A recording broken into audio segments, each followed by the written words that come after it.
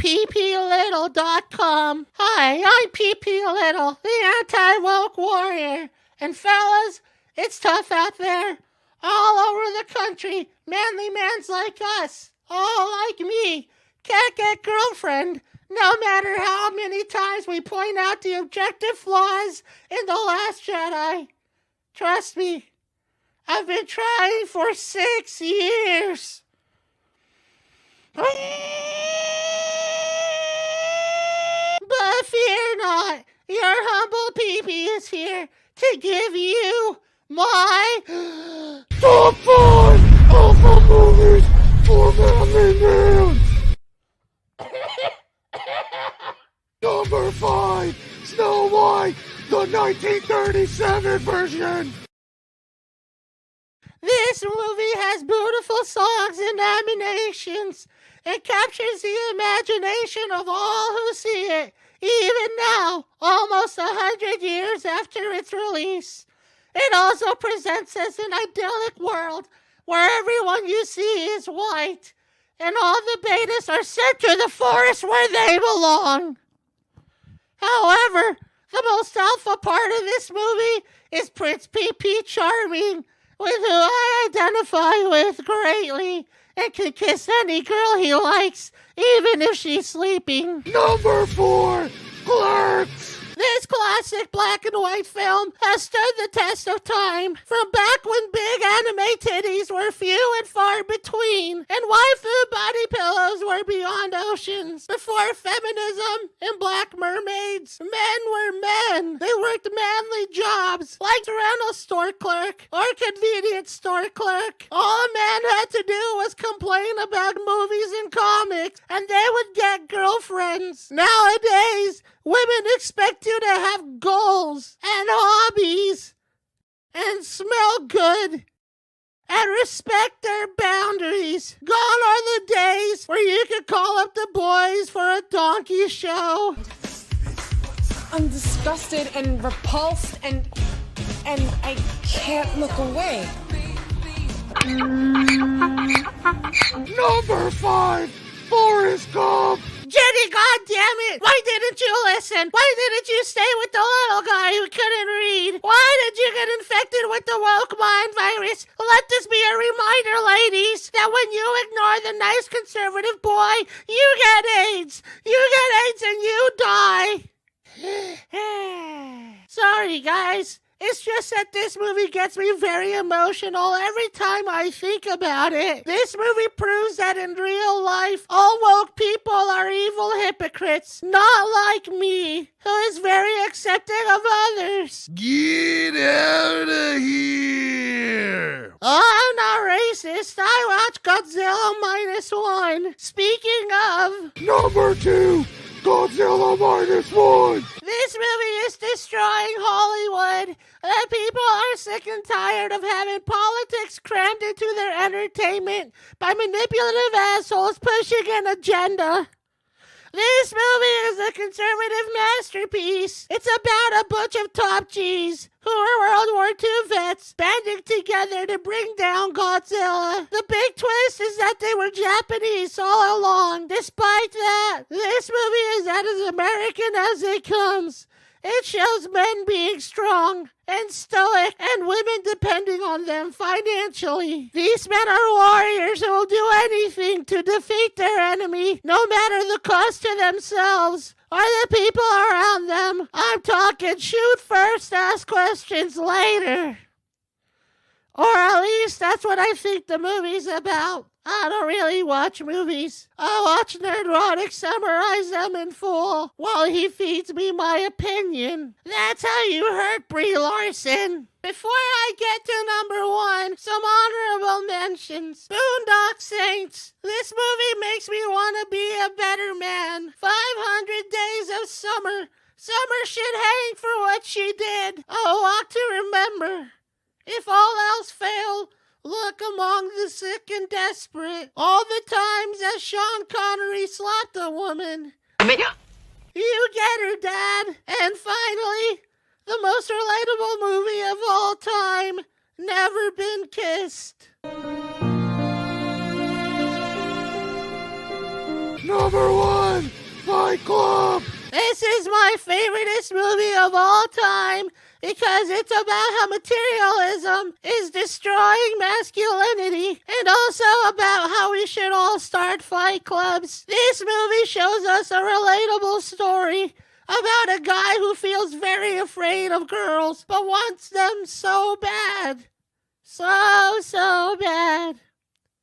Oh my God, so bad. This movie shows us how important it is to destroy things and be violent instead of telling people what we feel. Keep those feelings bottled up, fellas. That's the Project Mayhem way.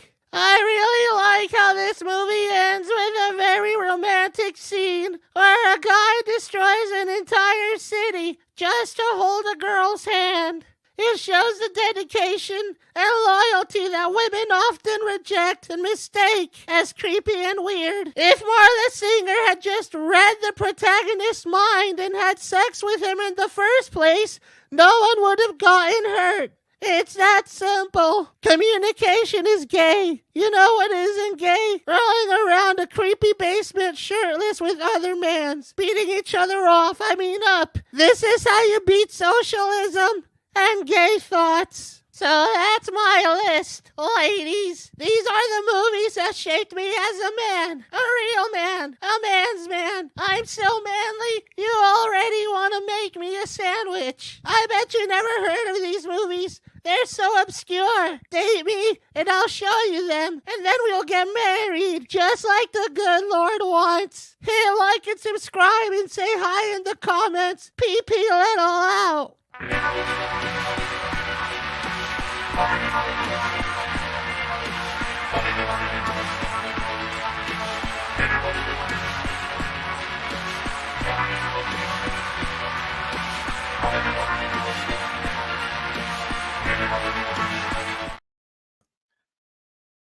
Whose fucking channel is this?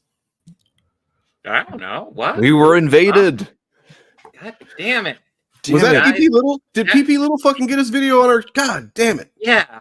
Dude, That's like son we of a bitch. just destroyed ourselves in the first 7 minutes of this thing. First stream of the year, and we get fucking hacked by that guy. He told us he was going to do it. He told Can't us. believe it. No. And I was like, man, what are you talking about? Literally, what are you talking about? Because sometimes I can't understand you. But like, he meant that. He's a smart dude. We cannot counter anything. So I mean, the best move is to just ignore it and move forward. Because We can't counter anything, but what you can counter is not going and subscribing to pop counter culture. Did I get you there? I think I got it there. All right. I think you got all of them there. Yeah. So go ahead and do that. It is in the description. Just don't subscribe to that fucking PP just little don't asshole. do it, man. He's he's owning us. Yeah. So guys, we are having a good time so far. Like oddly, mine and Turf's tech issues were having tech issues, period. And Bob really wasn't, which is like just a reversal from how things normally go. Usually I'm like trying to get stuff going, and today things came together fairly well. Like I was even running in late. Like I just got in the door like a half hour ago, and that was supposed to be streams time. And I was like, oh, I'm gonna try to get set up as quick as possible. Then I was here. I mean, you're also just better than us, so it. Well, I mean, I'm better at you at just most things, in everything. Yeah. Well, the thing that I like to pride myself on is my humility, though. Like, that's something. Like Drax the Destroyer, right? You're an incredibly humble person. Yeah, I'm just amazing at that. Hell yeah. Is my video coming through okay to you guys? Or you see that? It actually looks a little glitchy, actually. Yeah, there's a little bit of glitch. It's there, but like there's like an interference, digital interference thing. Fucking weird, man. Yeah, so weird. It's actually a lot better now. Thanks, man. Thanks. I don't know how you stand that still and keep Gordy there, but well done. Yeah. I don't know how you got a mask on a cat. That's impressive. Well, I have the animation filter is great. I have a clip thing that I'd like to share. If you guys are okay with it, if I can be vulnerable with you. No, of course. A little art project I've been working on. No, not really. It's a stupid fucking meme video that I made, like I always do. I love meme videos. It is still loading. Let's see if it actually plays. Like, let me know if it starts fucking up, because I don't want y'all to have to sit through it if it's all shitty. But today I have some fantastic news, but first, let me set the scene. Whoa. Hold up, my son. Those of us that have read ISOM know that you really aren't great at setting a scene.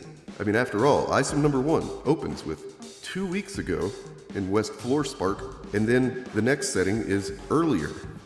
Earlier than what, my son? And by my son, I don't mean literally, Eric. You remember last time, buddy, you got a little confused. You need therapy, my guy. Your father left you when you were a kid, most likely because he recognized a pathological liar in the making. Speaking of which, you told me that if I got ISOM number 1 graded by CGC and put it up on eBay, that bidders would fall over each other to buy it off of me so that I could make a buck. But the secondary market for these comics has cratered. It's just shocking. You told me I'd be able to make a profit off of this, man. And I went ahead and hired some bitches.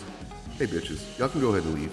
I can't even pay those bitches. There was an active lawsuit between us and Good Shepherd Ministries. That's not how you were talking about it just a few weeks ago. This is shocking. The International School of Ministry is a video-based Bible school. It's almost like this whole video, this statement, is actually a legal statement that you're making. That it was part of the settlement, that you actually walked back some of the, kind of yikesy shit that you were saying about Good Shepherd before. I'm shocked that a Christian organization would do such a thing and bring us into a baseless trademark lawsuit. Me, dude.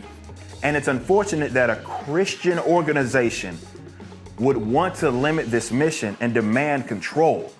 Me, Eric. It's just shocking. Daddy, damn. By the way, did this just turn out to be a gay op? Okay, Eric, I'll check in again later, but for now, you need to get back to work. The boss man upstairs, he's keeping an eye on you, and I'm not talking about my dad.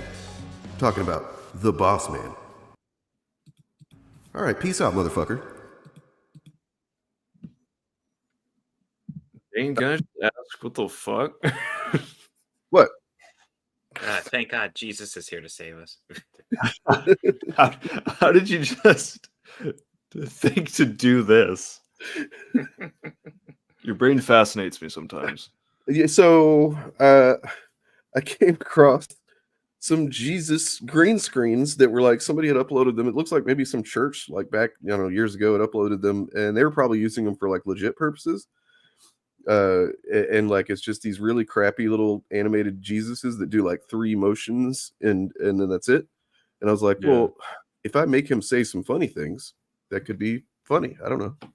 And then I was thinking, what would be funniest is if he's like holding Eric July to account. I don't know. Actual Jesus, yeah. Yeah, that's my favorite line too. I can't even pay these bitches. So I got some bitches. Hey, bitches. You can go, bitches. I can't even pay those bitches. Damn. That's me quoting my own thing, like cool guys do. No, that's not you. That was Jesus. Have you ever wanted of Jesus? We're reading actual quotes.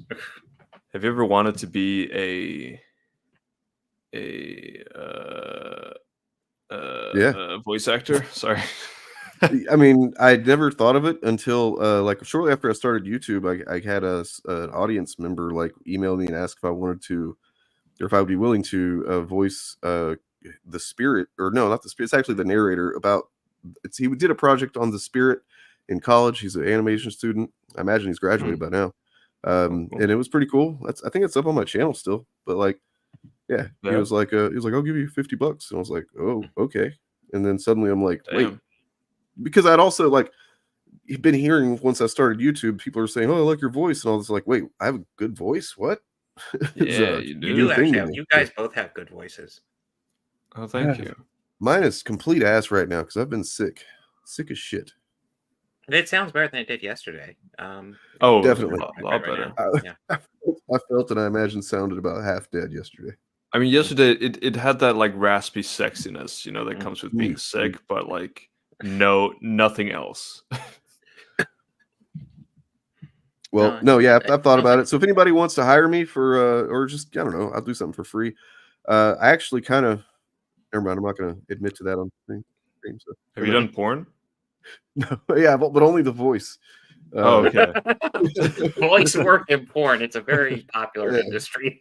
Just like the guy that they got, he's got a big dick, but his voice sucks, so they hire out somebody like to kind of dub his lines. I'm just The dude's imagining like like ripped with a massive dick, and he sounds like Gilbert Gottfried. It's So So I just go in there and I go, Oh. yeah, fuck yeah, and that's it. They pay me. cool. Good shit, man. Happy New Year, you guys. Yeah, Happy New yes, Year. Happy New Year. Yes. I guess let me go ahead and do some channel promotion here. So like for New Year, I'm gonna try something new. If you've been paying attention to my social media, you might be aware, but I'm going to start beginning my streams going over some new comic books because I haven't gone into comic books for a while. And the conversation like I was in with you and Blurred, I was just like, I feel behind. I can do like the classic stuff, but like new stuff, I don't really do. I do graphic novels occasionally, and that's it. So for the next couple weeks of my live stream, we'll see how it goes. I'm gonna pick up 3 comic books a week and just give my reviews, give breakdown of them, give my reviews and thoughts. And then because you're doing Year of the Bug, Yeah. the first comic books I'm gonna cover. Let's see. I got this guy, Wolverine 37. Variant cover looked awesome. Oh, This will be one of the ones I cover tomorrow. Whoa, man, you're getting in at a cool time because this stuff like just today, Fall of the House of X, sorry, number 1 came out, which has been several months in the making after things kind of went tits up for Krakoa and X-Men, and they're starting to fight back now, and it was a really good issue, and holy shit, I haven't read it yet, but it's so good. But yeah, that's awesome, dude. Like I mean, if you end up getting into reading comics every week, we just take turf off of this show, and obviously I got 3 read for tomorrow, and I will say I thought 1 was okay, and then the other 2 I thought were excellent. Okay. If you want to know which ones you got, stay tuned tomorrow for the solo stream where I talk about. Yeah, cool. Damn. So you said one of them was bad. Are you okay with that, Dane? I think I would of course argue. I want to give it some skosh because I don't want to be like, oh, it's shit, because it was literally like the whole experiment is me going into the comic book store and just picking up 3 things that I think look like fun. And that one was the last part of a storyline. So it just kind of got thrown in right at the end. So I like to add a caveat to that. Yeah, all right. It did throw me. But yeah, caveat. Okay. Well, by the way, we do have actually our own comic book now. I don't know if I guess I can kind of tease this, show this. I mean, it's not really. It's just part of the intro that I'm still working on that'll be debuted the next show I'm on. But like, I don't know, I'll show this part.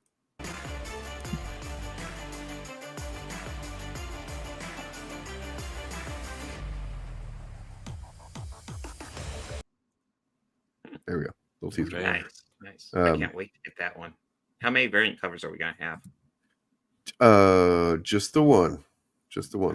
Let's see. Why are somebody just naming movies? Oh, you're because it's probably because of our stuff of the year. Hold up, Nate. We wanna hear what you got to say, man. But we'll get there. And just saying, you got some decent picks too. True. Yeah, I mean, look, we might do some of that. Like once we get done with the movies and shows, we might talk about some best of the videos or something of the year, maybe. Basically, just all of Pillar of Garbage's output. And that's it. No, I'm starting to think Superman is Jesus. He doesn't mean a pillar. He doesn't mean it. Yeah, no, I mean, you guys are always putting out good stuff. I haven't been able to watch much of your stuff lately, unfortunately, because I haven't watched anything. I've been sleeping a lot, and it's almost like you've been sick. What's up? I also haven't been uploading. Polite Society, is that a movie? I've heard of that. Maybe he's just thankful for the polite society we live in. Because it's very civil and cool. Famously, yeah, no problems whatsoever. No. Yep. We got this. We out here. Yeah, so you mentioned Year of Bub. We're gonna be getting into some deep snit, guys. You know, if you've been watching my content, you know that already. You probably know it way too well because I've been talking about it a lot. But here's something you don't know. I'm gonna be taking 2 weeks off of making content, starting when the stream ends. Let's go. There won't be a fucking Fapcast. There won't be a fucking any live AF stuff unless I well, I might do that actually. I'll probably upload some stream or some video compilation or something, on Fridays so that you get your Friday content, your Friday fix, if you're used to that. And and then I'll be back here on the 17th. Will be my return, like Jesus and shit. So it's literally like Jesus. It's just like that. It's the same thing. Just like him. Yeah. But if you're not aware of the bub stuff that I'm doing, well, here, check it out.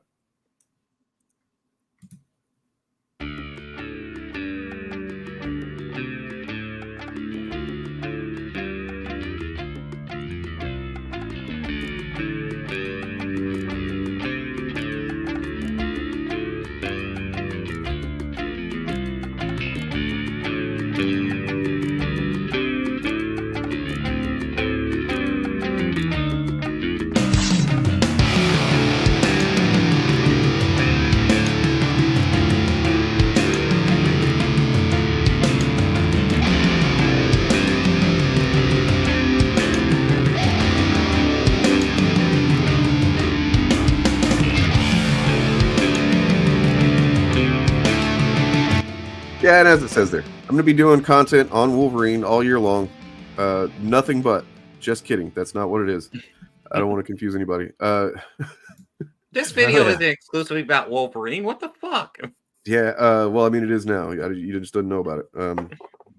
So, yeah, it's the 50th anniversary of him, of the guy, the man himself.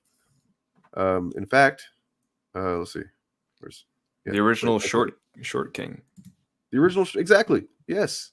I got a little thing here where he announces how old he is. I'm 50 years old. I feel the way I feel, bub.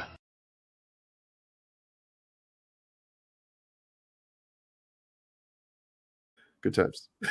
Hell yeah. I hate how that cuts off the very beginning. I need to remember that when I make those drops. It's like it cuts off like the first half second of audio.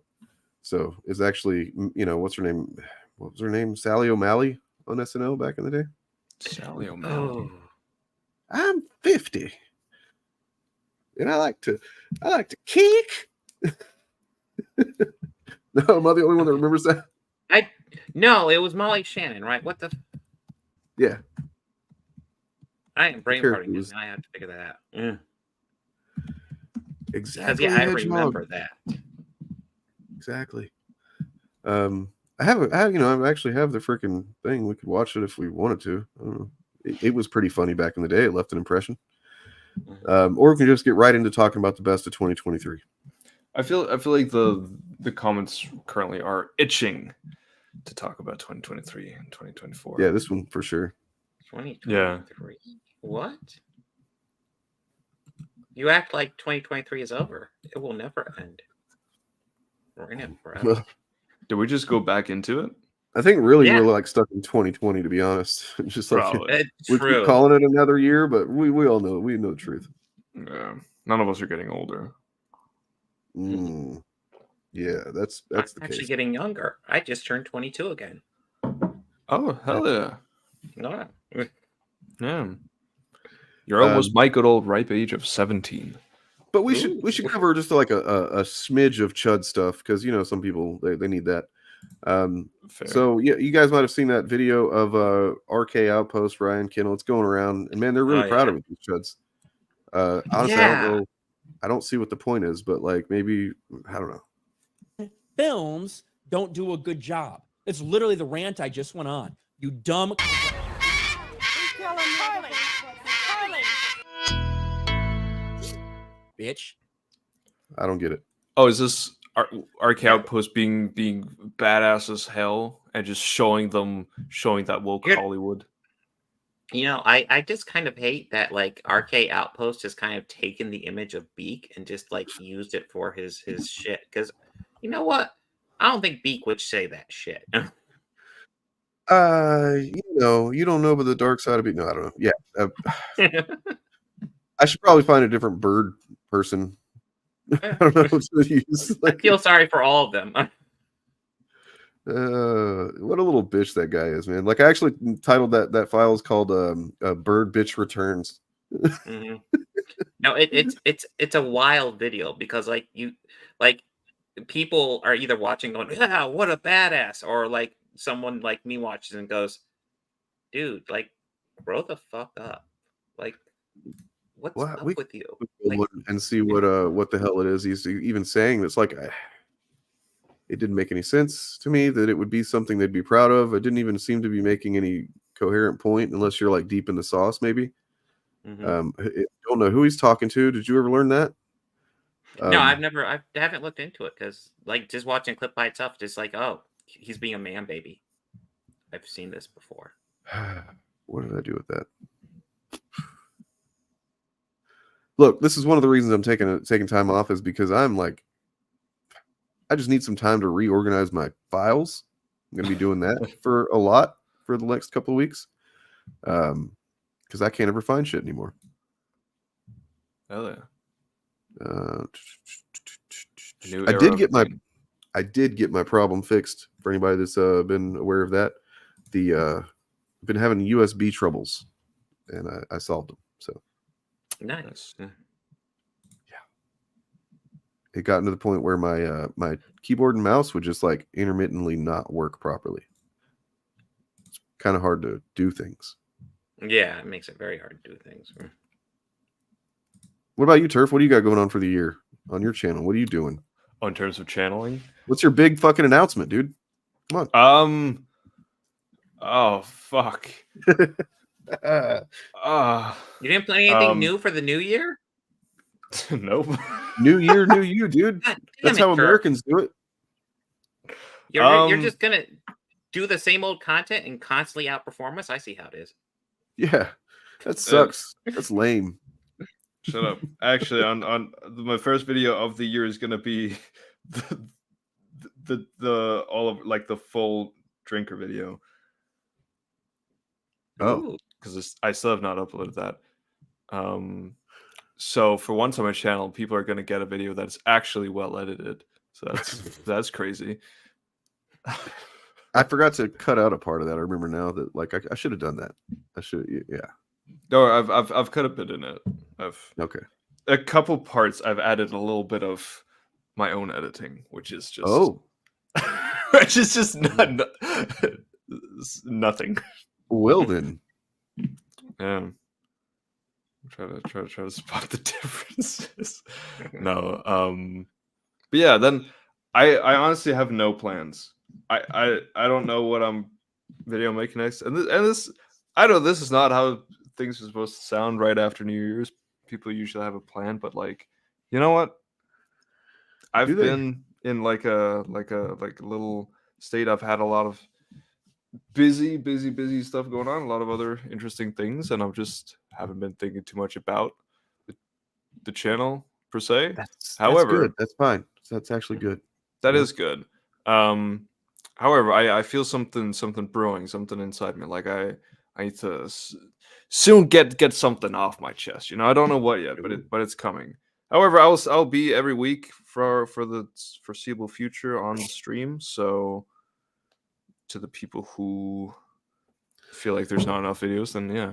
And who knows? Like I start making plans. Like it goes from week to week. 1 week I'll be like, oh well, I'm not gonna make anything for the next month.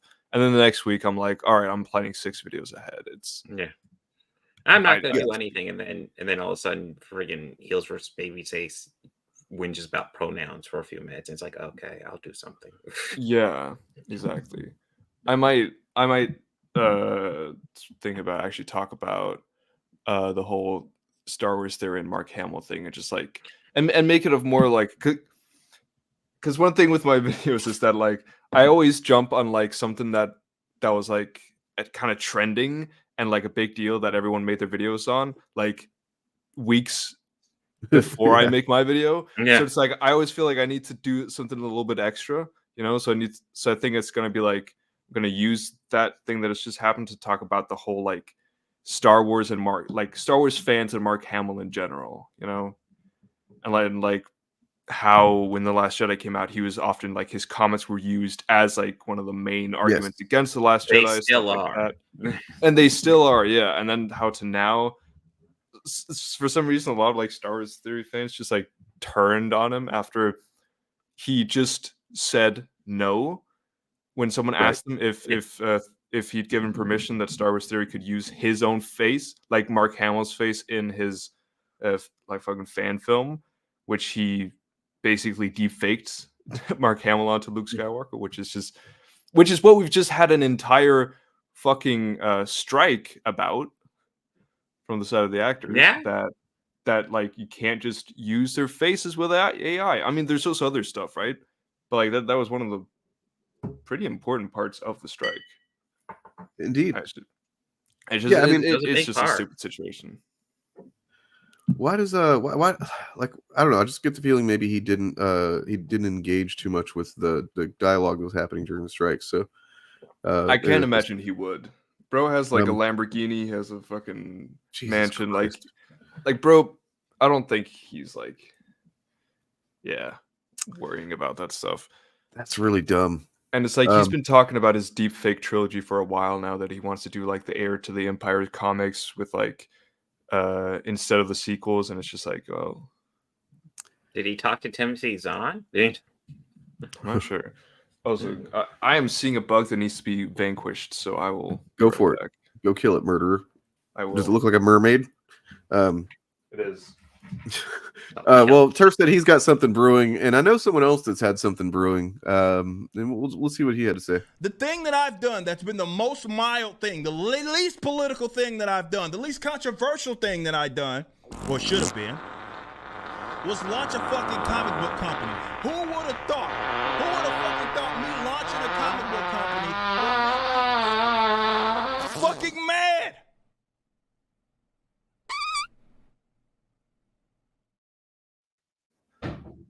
I love that setup. So yeah, near your toilet again. But Bob of the Old Ways is clearly going to do the same New Year's activity I am. So clearly, all Bobs think alike. Yeah. Well, I mean, you know, Bob of the Old Ways, he thinks some good thoughts. He is awesome. You know, we don't normally like to like that long, but awesome. Set it like we don't like to spotlight just like one audience person, but like, man, you know, you gave us some there's some quality argument that you made on the old Reddit machine the other day. Let me see if I can find that, and then we can look at it because it's good. Let's see. Oh, by the way, we got a kind of a newish logo. But we'll look at that after this. It's the same logo. It's just updated with some detail that's different and better. So we got Bob of the Old Ways here on the web. It has been vanquished. So this person in the Rings of Power sub said human diversity is in the history, culture, myths, and soul of humanity. Tolkien's work is timeless because it incorporates archetypes, adventures, friendships, overcoming, etc. It's a great love letter to the myths of Europe, an anti-war work, critical of the devastation of industry on nature, and a lot of world building with capital D, W, and B for some reason. I believe that this is what makes the work broad in scope to this day for various ages, and surpasses several of the contextual values of the 20th and 21st centuries, and will surpass those of the 22nd century. The problem is in the fact that the series producers rely on the actor's skin color to show diversity and inclusion. But human diversity is, I repeat, in history. in mythologies, in culture, in religiosity, in what makes each human being unique. And the concern, the concern for diversity and inclusion, you can just hear that in the quotes. Yeah. In modern entertainment, unfortunately, is replacing the fluidity of script, well-written characters, lore. They could show they could show Herod and Rune, which I guess is some kind of like deep lore shit. Yeah, is that it? Is that what that is? Okay. I'm pretty sure they're like the Haradrim, right? They're like the evil men, and they're like, I think in the books described as having darker skin. So it's like kind of like the evil guys are the people with the darker skin. But that's the thing. He kind of contradicts himself then, because what he says there is essentially because he equates diversity and inclusion with skin color, and that they're relying the phrase rely on the actor's skin color to show diversity and inclusion. And then first let's get to what Bob of the Old Ways said, because that's one thing. It's way better than my point anyway. He says, well, if we stick to Tolkien's original authorial intent in his tales being the true history of our own world in a prehistoric age, then there's a skin color problem built in. By scholarly calculations, Aragorn became king around 9,600 years ago. White skin didn't appear among humans until about 8,000 years ago, more than 1,000 years after Aragorn's ascension, which means there were no white people in Middle-earth. Sit with that as long as you need. Fucking, I love it. Yeah, when I found this, it was on fire. This fucking subreddit. Yeah.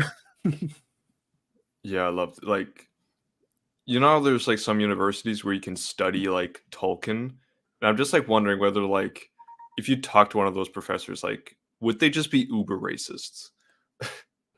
Because that's like because ever since like the Rings of Power came out, I feel like most of the times when I like see some like Tolkien expert, sadly, it always has something to do with the skin color of this new series. And it's obviously because like most of the time people with views like these are the most loud online, right? And most normal people, they don't engage with this shit, right? So it's obvious that we're gonna see those more. But like, yeah, people who talk like it's like, okay, let's dive deep into Tolkien. Like most of the time, they're just trying to find some way to excuse being racist. Yep. Yeah, and that's we talked about it yesterday that like I was often frustrated with Rings of Power discourse because I don't know the lore, the deep lore, like a lot of people that seem to whenever they were using it to be racist. So I don't really know how to effectively counter that shit, which I don't like. And so just to see Bob of the Old Ways here, we got to distinguish him from this other Bob we got. The Bob of the New Ways, you mean? Wait, what? Bob of the New Ways. Yeah, you're the new Bob now. You review comic books. Yeah, just it's very satisfying, and so my point that I was adding to it was that the way he like just lumps actor skin color in with diversity and inclusion, and then he makes this claim that those are is replacing fluidity of script and well-written characters. And I'm just like, wait, if we're just talking about the literal color of people's skin, how is that replacing anything to do with the script or well-written characters or lore or anything? How is it replacing any of that? It doesn't even make any fucking sense. So there's that too. Yeah, it's just overall, it's just a fucking weird thing to be upset over. Like, there is so many things that you can like criticize about Rings of Power, and I think it's as a Tolkien fan, right? You have every right to not like the show, right? And talk about how it doesn't have fluidity of script or well-written characters or lore, whatever you want to, right? But it's just, it makes no fucking sense. And you just seem like a little whiny bitch when you talk about, oh, but the skin color and the diversity and the inclusion. Yeah. Like, as we've pointed out so many times, right? Anyone who equates like diversity and representation to bad writing or like bad filmmaking are just missing the point, because there's so much TV and so many movies that come out that do have diversity and representation, that do have more leftist beliefs. I mean, most good art does, and most of these properties are good, right? But then there's also some that just fail, that don't have good scripts, right? That aren't very well made, that aren't liked by many people. And sure, sometimes what's it called, like if you're going into a movie with only the intent of, oh, I want to let us get some points by putting some black people in, right? The problem here is still not the diversity in and of itself, right? It's just like bad intentions, it's greedy corporations, and it's like bad writing. Well, and like if the fact that like they say that it's for getting points or whatever, it's like clearly there's a chunk of audience that is going to negate points. Yeah. So like it doesn't even make any sense. Exactly. It's like what's the problem with a fucking elf being black? There is nothing. We need ears. It's like, well, if you adopt the perspective of like not necessarily like an avowed white nationalist or white supremacist, but like someone who has some deep fucking internal white bias, that makes him anti, not necessarily he's like going to be hateful to every person of color, but a lot of people do believe these days that that there's a replacement thing happening. This great replacement theory, which is a white supremacist fucking narrative, but a lot of people believe it that aren't necessarily that like intentionally, right? So they think that giving any ground is a bad thing. They think you can look and see where they think that something about we were talking about the other day that like there's a chunk of probably Fox News viewers who think that immigrants just come over the border and they're given places to live and money and jobs and stuff ahead of anybody else. It's like that doesn't happen. But that doesn't, you can't tell them that, they won't believe you. So then if they consider this as being like, well, this is the one thing it's got white people in it. It was made by white people for white people or whatever, and then you cast a couple of black characters. Holy shit! Then now you're infringing on my one thing, and it's like, well, it was never your one thing. You've got plenty of things. You own fucking everything. We own everything, guys. We do. Yes, we are in everything. There is never not a white person in anything. I mean, objectively, like I do not feel, or I don't think that there is anything that has been taken from me. In fact, I said it before, when it comes to storytelling, I think that diversity has, in many cases, not always, because of course not, but in many cases has created some fucking fantastic new perspectives that allow stories to be something new and unique. Yes. Yeah. So and like and something that I think it's very easy to say, right? But I still think a lot of people just don't get it, is that like it doesn't mean that if you're a white person that you can't have like struggles in life, that you can't go through hard times, and you can't like that your life is just easy peasy. Like the whole thing of saying like acknowledging your own privilege, it has to do with like with what we're talking about, right? It's not just in general. Like for example, being a white straight man, right? That doesn't like that means I have a lot of privilege in many ways, but that doesn't mean that my life has necessarily been easy, right? Or that I don't go through struggles and anyone else, right? It just means that on these points, when it comes to race, sex, and gender, I have it pretty fucking easy, right? I've never faced any fucking like, and I think it big issues on base of that. Sometimes the way we talk about it, I think and I'm not making excuses for fucking racist people at all, but I do try to think about like what it is that they're hearing whenever we say certain things that and how they internalize it. And it's like, so if we say we've got it pretty fucking easy, then somebody who like has a hard life is gonna kind of be like, what the fuck sorry. Yeah, exactly. And that's why I'm gonna take issue with that. And it's like, okay, but like once somebody explains it to you that's not really, it's not saying that things are easy for white people. They're just saying that like you don't have any idea how hard it can be rather for a person of color to do the same things in life that we tend to do much easier. And it's like this in weird fucking thing that people have where they think that it's the same concept as like gatekeeping or whatever, or somebody saying oh, I didn't like that, and then somebody else getting offended by it, like, oh, how can you, what the fuck, you didn't like it? It's like somebody making a statement about their experience does not negate your experience. No, not at all. It doesn't take anything away from you. And I fully get it. It's like it's important to, and I probably, especially live, I don't think I always say it the correct way, but it's like, yes, a lot of people will hear us say something like that and be like, what do you mean? Like, it's not easy.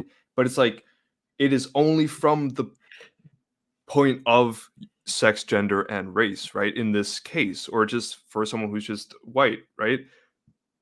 Like our lives can be hard, but they're not hard because we're white. Right. Whereas But someone it's who's also like black, there's a much higher chance that someone who is like black have had troubles because of their race, right? Yep. I mean, it's like it's what it's essentially saying. Whenever we say that is that, and then someone else says, "Oh, my life's not easy." It's like, well, because we're making a claim about our experience in comparison to what we understand and have learned about other people's lived experience. Mhm. You're just making a claim about your experience, and that's why, you know what I mean. That's the two different. That's where we're getting crossed. Our wires are getting crossed, right? Is they're like, "Oh, my life's not easy." Well, okay, but that's not what we said. No. Like anyway, yeah, like I know it can be tough for a person, right? Like if there's a person who's a white straight man, which there's a lot of us. Yeah, probably too many, and honestly. And many people, their lives suck and they're fucking depressed, right? Or they're poor, or they keep getting fucking shit on by everyone, right? Not literally shit on and stuff, but it's like, and then of course it can be hard to listen to someone saying like, oh, you need to accept, like, understand your privilege, right? Because like I can just imagine like being like, well, fuck you, right? And, Yeah. and that makes sense. It's just, yeah, it is difficult. We just need to find the right ways to like talk about it. Well, and and communication is a two-way thing always. It is. So like Exactly. you say it the best way possible, and there's still going to be people that are going to refuse to hear it that way. For sure. But we can make like an effort to do what we can, and we should always like try to do what we can, and then if people aren't susceptible to that, then that's up to them, right? But like at least you did your part. Yep. At least that. At least, yeah. True. So yeah, this person fucking no. Wow. Okay, so I tried to play one of the drops over on the right, and like none of them seem to have loaded up right, except for the recent few that I did, and then so that means they actually don't even play. So I'm gonna. I have small dick energy. Huh? No, what? That worked. We got a little bit of bingo there. It just ended early. Oh, I didn't hear shit. I'm gonna exit and come back. I'll be right back. Pure cope. Is he just not hearing anything? I don't know. Yeah, no, I heard it fine. Yeah. But no, yeah. Arondir, like he definitely, like I don't care much about like his character, but he is an elf. Like this is true. He is the elfiest elf. Mm-hmm. He is an incredible elf. He's yeah. Like he has the looks and the way of like being, and just I don't know. And he's ethereal. True. And I know like whenever the whole like black elf thing came up, there was a lot of like Tolkien people who were talking about how Tolkien described them as being like the fairest creatures, right, with like fair skin. Mm-hmm. It's just like, bro, it's a fantasy world. Like, get a grip. like there's interesting things about the concept of elves, right? Yeah, there's like, lots of things to explore about the elves. Yeah, like why do they gotta be white? That's so boring. Yeah. It's required. Okay, they just have to be white. Exactly. Okay. Like, and I also often hear these people talk about like, oh well, race is a lot more complicated than just our form of race. Yes, then let's explore that, right? Like, there are like in Lord of the Rings, there's race is an important thing, right? And there's like a lot of disputes between, even on the good side, right? The elves, the dwarves, and the humans. And it's like, and there are distinct things that separate these races, but like neither of them are skin color. True. It's just, it's like, and sorry, okay, just last thing, because we mentioned it before, and it was like the whole the thing I know you also hear a lot with oh, why don't they just make like their own stories, right? And then you can put as much diversity in it as possible. But like this logic, like they don't adhere to it. Yeah, well, that's the thing. Like if like number one, I'm fine with that too. Like Mm-hmm. what's going on right now with studios and big movies is that they're all franchises. They're all rebooting or doing some Yes. sequel. So that's why they're going to do stuff like that, because that's the only way to get representation in there, because most of the stuff just stars white dudes. Mm-hmm. So I mean that's kind of the side effect. So that's how you get representation. Now, if you're saying you want original stuff, I'm down for that too. But you Yes. know, when occasionally original stuff will come out and these guys will still complain, like obviously Miss Marvel and stuff like that. Like Yeah. you still Miss get these Marvel, like same the Black arguments. And Panther it's like, movies. well, cool, well, great. Yeah. Like, I know it doesn't have to do with race, but like just like I see all of them as like within the same conversation, right? With like homophobia, racism, Oh yeah. sexism, transphobia, I all used that. to not clump them together. Then after I started dealing with it, I just started clumping them all Yeah. together because it's all close together. I swear. Exactly, and it's like oh well sure you're making like a feminist remake, right? We hate that, but go make your own one. And then like Barbie comes out, right? Yeah. Which is an original a movie made by like a really passionate filmmaker, and then they're like, oh, it's feminist. Like what the fuck? You also have like the newest Doctor Who. I don't know if that also counts as like a what's it called, race swapping, because it's like it is a new Doctor. Like the Doctors are different characters, right? From what I understand. Well, he's different and the same. It's weird, but the fact is that the Doctor's been recast so many times, so just having a black person play the Doctor seems logical. And they've even have a storyline explanation, because like he already exceeded the maximum amount of lives he was supposed to have, and then he was gifted more, but he doesn't know how many. And and these new lives seem to be a bit more more of a twist. There's more variation in them. So like there's already a storyline component explaining why he could change into women and stuff like that. So that's great. Yeah, the arguments against him are weak. Yeah, it's so weak, and that's why there's just no fucking consistency, and we keep having these discussions, but it's like, yeah, it's annoying. Anyways, well, before we get to 2023, do we want to go over a brief conversation I had with Mr. God, what is this guy's name? Evan Van Skeever? I think it's pronounced Skiver. Skiver? Yeah. Bingo. Did it play for you, Dane? Yes, it did. I'm all good. Right. Evan Von Skiver. Yes. Yeah, that's Evan Von Skiver. He did this Twitter. He did a Twitter. He said, there should be only one woman for every 3 to 4 men. Since James Gunn is an employer, he doesn't count. 5 men, 3 women is just way out of bounds. Kick one woman out, replace her with a man, and you'll have achieved Stan Lee's fantastic ratio. Perfection. Deep.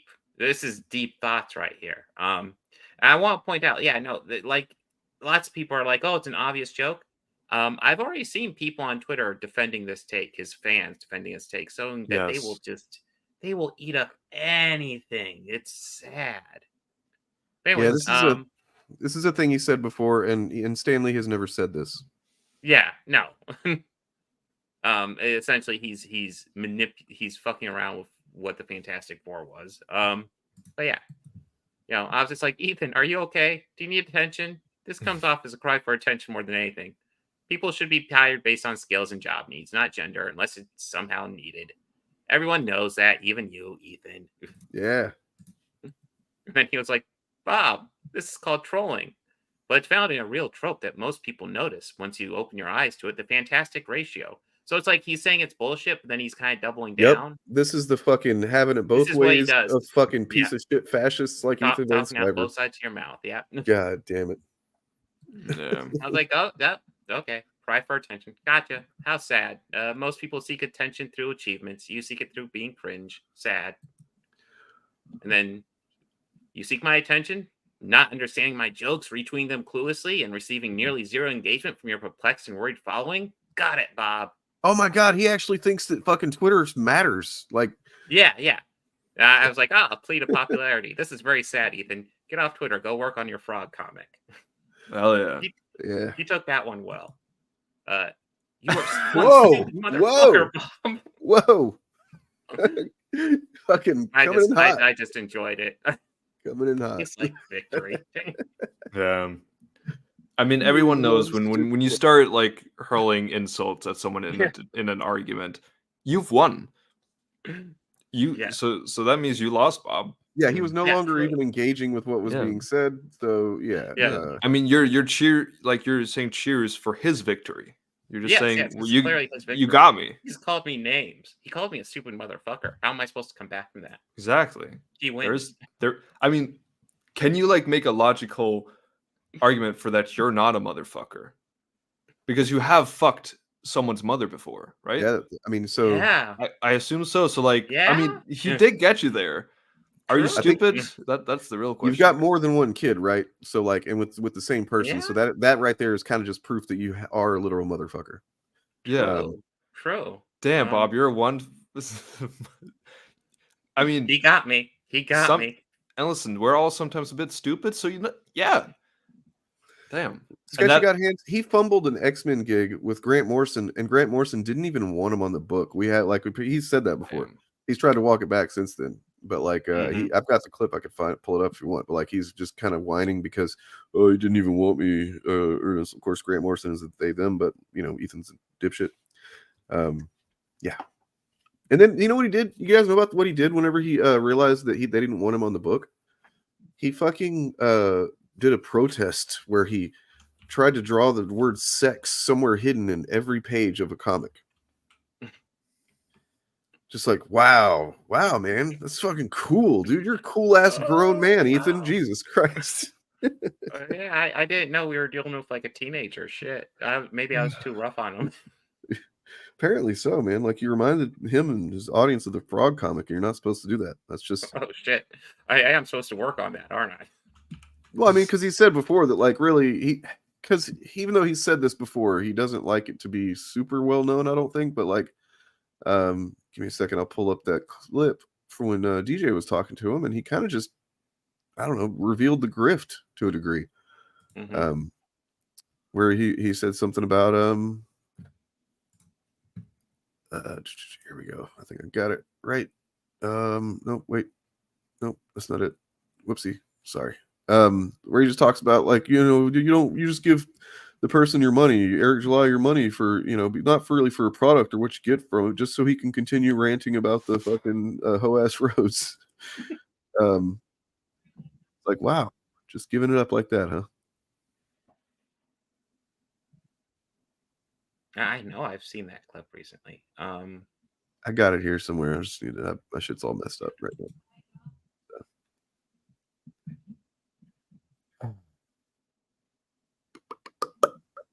Anyways. Yep. Bloating. No, good job, man. And you didn't take it too seriously or anything. And he did, and that's really how you won. No, he won. He called me a stupid motherfucker. Right. In his mind, he always wins. True. When he loses, he wins. True. Indeed. But anyways,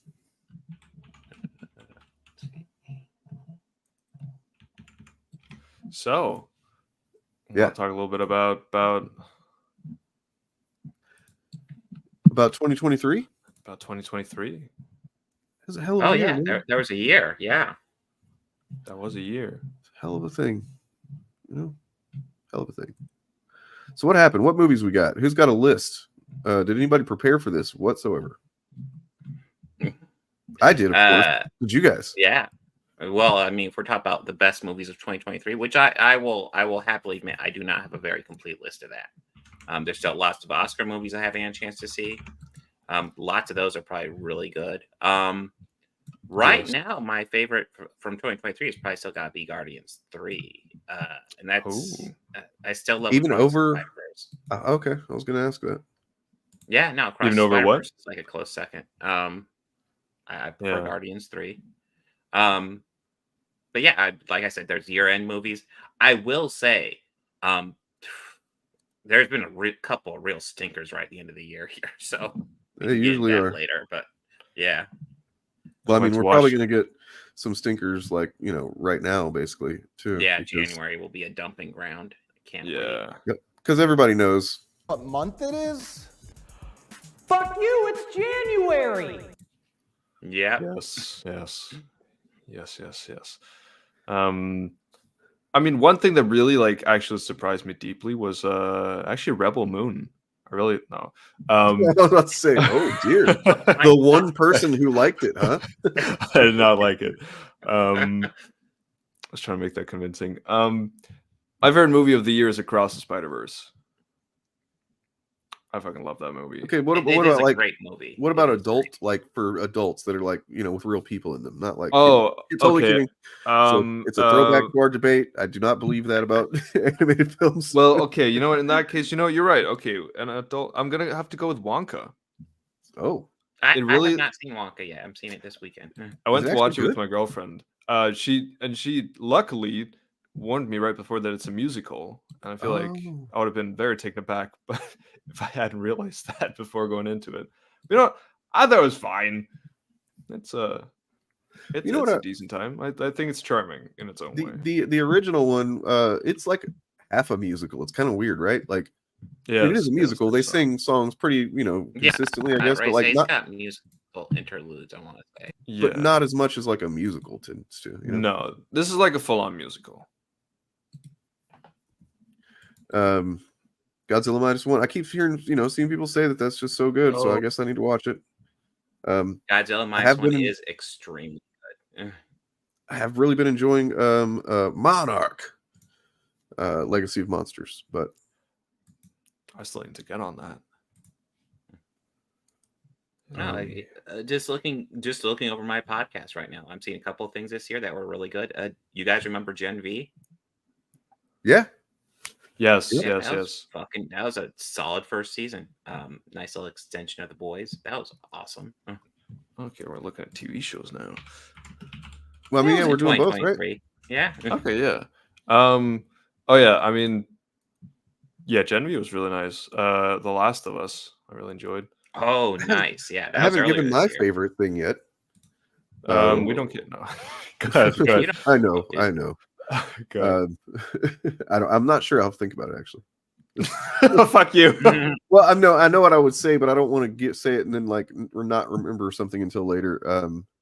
I mean, you can always go back on it. True. So Guardians 3, I really loved.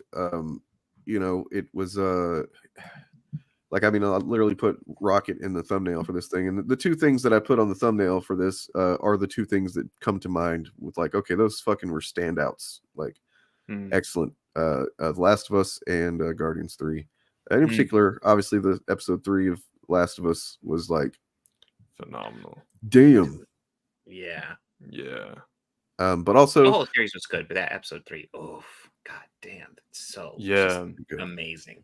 I honestly like, because I'm a really big fan of the game, and I think there's like some of the really impactful moments from like most of the things from that they did in the show I think are just perfect, but I think some of the really impactful moments from the game are done better in the game. But I think what the show really does to shine is the parts where it actually like goes away from the source material, like it diverts just a little bit. Like for example, episode 3, that's the one that's the most different, and it is, in my opinion, like the best episode. It's like amazing, and I love all the changes they make. Another one that I like, I wouldn't call it like a great film, like on the same level of like, you know, the kind of like themes and everything of Guardians, but just a movie that's just like from start to finish, fucking super well made. It does exactly what's on the tin. Was Sisu. Oh yeah, that was a entertaining, just kind of hard R action movie with just this dude killing Nazis for gold. Yep. That's it. That's the plot. Yep. That's it. Nice. And you know, but like you are on board because, you know, for one, they're Nazis. Yeah, they're Nazis. You don't but two, care. turns out Nazis are assholes. So you know, but I mean, yeah, the performances are all good and everything. It's like I like a movie like that just comes along, and it's kind of how I felt about the first John Wick, where it's, I mean, really all of them, I guess, but like it's like it is what it is, but it does it super well, right? Like it's not anything more than what you expect, but it does what you expect perfectly. It knows what it is, and it embraces it, which is awesome. Well, you brought up John Wick. John Wick 4, the conclusion to the John Wick movies, came out this year. It was pretty solid, I thought. I haven't seen it. It's a good one. It's a longer one, but like it concludes all 4 movies. Like as much as I enjoy all of them, I did feel like every movie was starting to really get diminishing returns.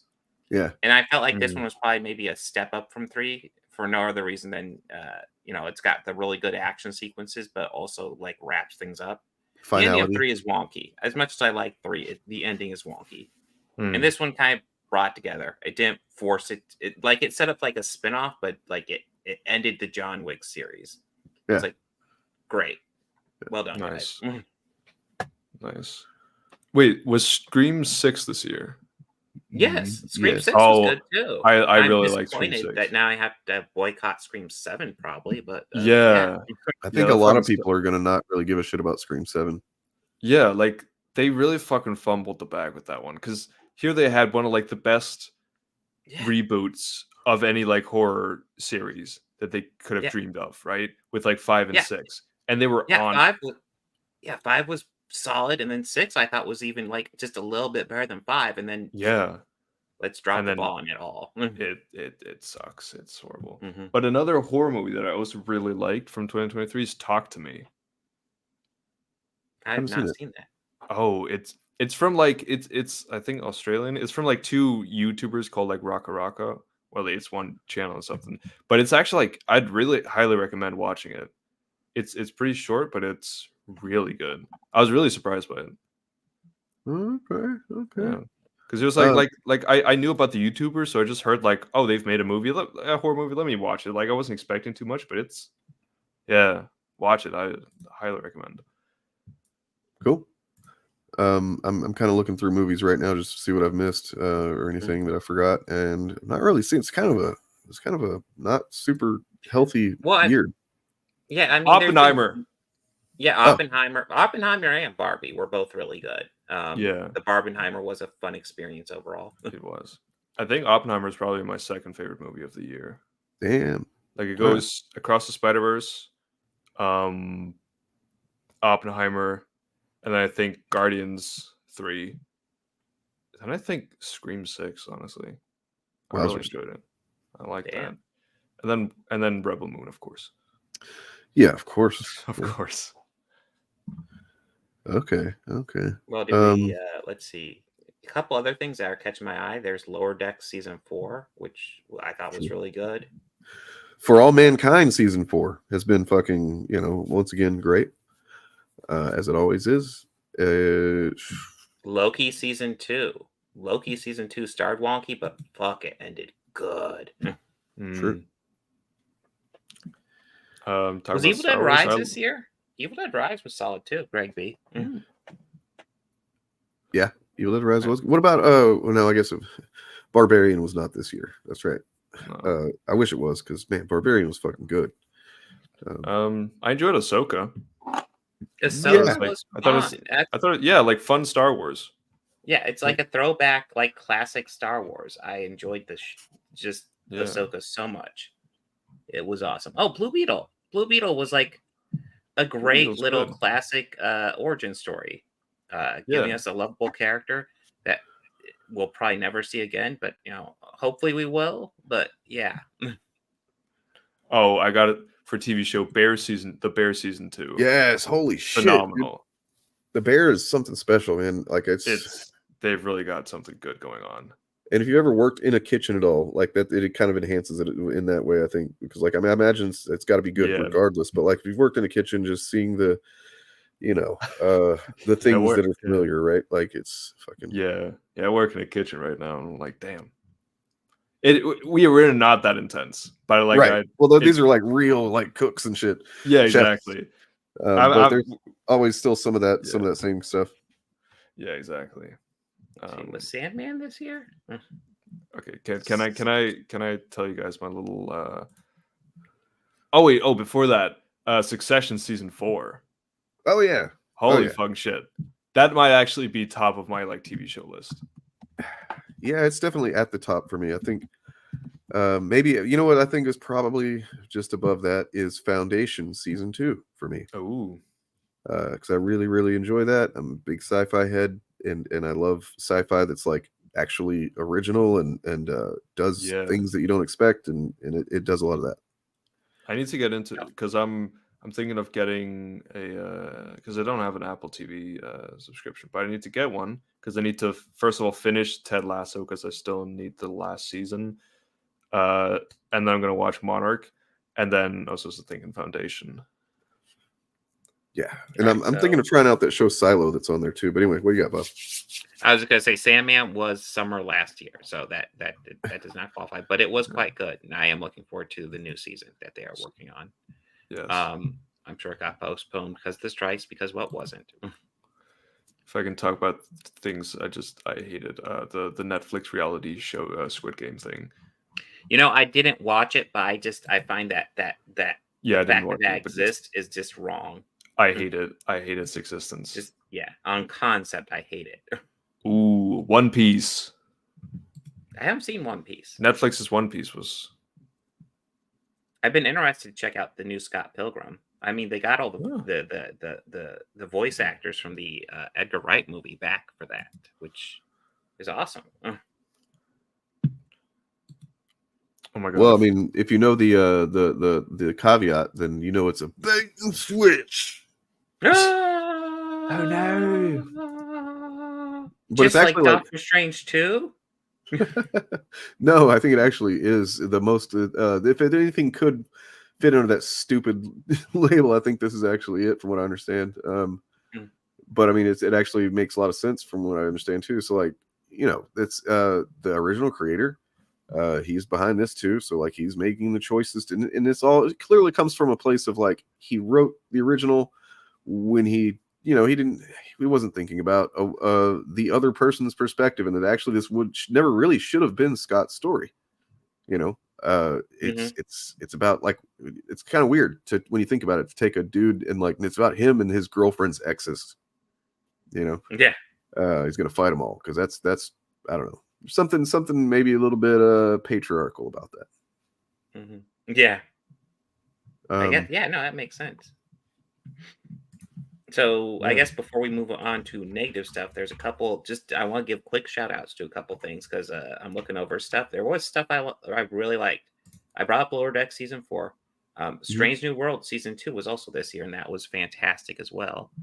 The Haunting in Venice, the new Kenneth Branagh Hercule Poirot movie, was probably the best one in the franchise so far, which has been decent. I'm a Kenneth Branagh fan, but like that one really stood out. Really well done. Oh, Killers of the Flower Moon, fantastic Martin Scorsese movie. Let's see. I'm sure I'm forgetting a couple of things, but those are the things I'm seeing. Good Omens season 2, that was fantastic as well. Good stuff. All right. Yes, the Alpha Core animated trailer was, of course, the best movie of the year. Yeah. Clearly. Yeah. Which one? Alpha Core animated trailer. Yeah. The fish comic book. Oh my god. Tuna book. Damn. Tuna book. Made of all white meat. It's all white, just like Ripper versus fan base. Yes. Classic. I'm trying to think of I guess that's it. Like I was trying to think of horror movies too, and like there's not been anything that I would just consider as. I mean, I've seen a few, but there's nothing that I was just like, oh, that was really good.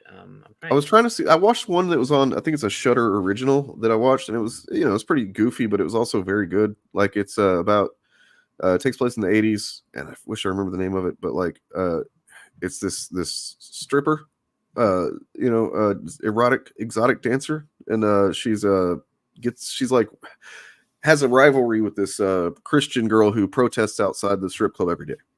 And they both end up locked in the strip club whenever the apocalypse happens. And it's a very brief movie. Like, I mean, it's just barely, feature length, and that's fine. And it's like, just well done considering like it's one of those examples of a movie where like they had very, very specific limits and they worked within those limits so well that it kind of transcends the limits a bit. And I enjoyed it. And so it's just on the strength of these two actresses' performances too. So nice.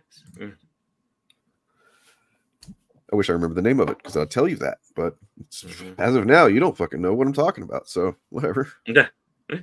What? Ooh, what? Huh? Oh, the movie you're talking about is called Rebel Moon. Yep, that's it. Yeah. That was my favorite. Let's see. Do we want to dive into any of the stinkers? Oh, the stinkers of 2023. Yeah. Well, I think one movie I often show my distaste of on stream, even though I definitely do not think it's even close to being the worst thing that came out in 2023. It's just the thing that like bugs me the most. And it's Ant-Man 3 Quantumania. Oh, yeah. You guys already know I have a disdain for this movie. I thought you liked it. I hate it. Really? Okay.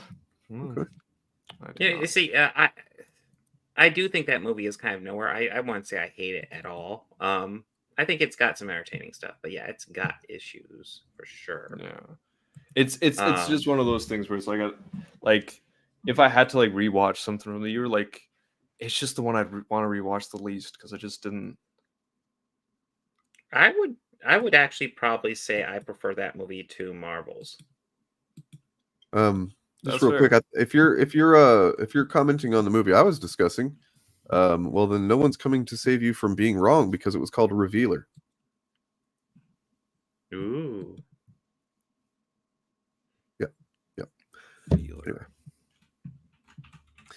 Yeah, I haven't seen the Marvels yet. I'm actually looking forward to it.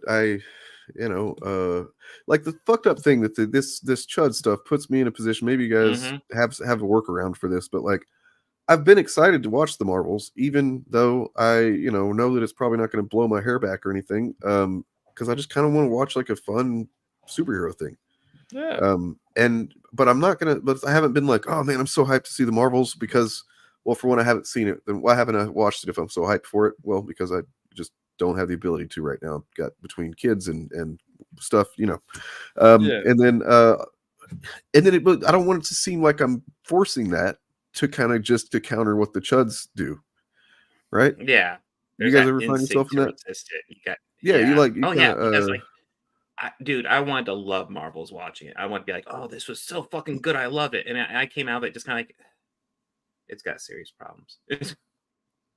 I mean, like, I think I've definitely been like that before. I think I just reached a point where I was like, screw it. Yeah, like, just give your honest opinion. It doesn't like whether you actually believe it's a bad movie or not. Like that doesn't stop the fact that like what they say is just like if I see it and it's my favorite Marvel movie ever, I'll fucking say that. I'm just talking about prior to seeing it. I don't want to hype it up just based on hype kind of thing. Like when I haven't seen it, just exactly. that would feel disingenuous to me probably for sure. So yeah.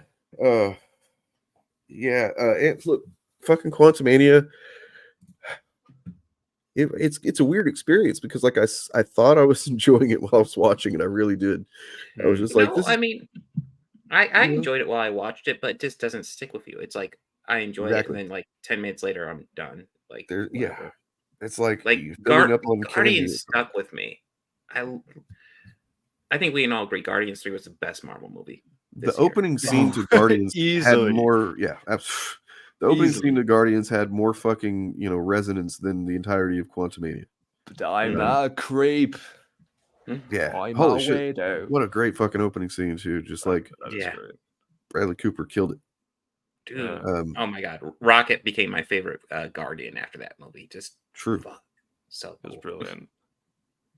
Yep. And it was kind of like we knew that.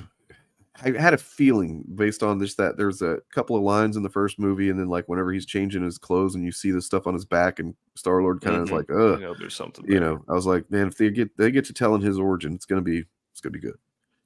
Although And it I was. wish he would have sang Rocket Man, but that's a different story. What the fuck are you talking about, dude? That's like a stupid opinion. I'm sorry. I'm sorry. Cheap as fuck. Dude, I'm I sorry. thought that was awesome. Yeah, I kind of love that. Yeah, I loved also the love, fucking animal cruelty. It was great. Yeah. When all his friends died, I was like, oh, okay, you're giving me something here.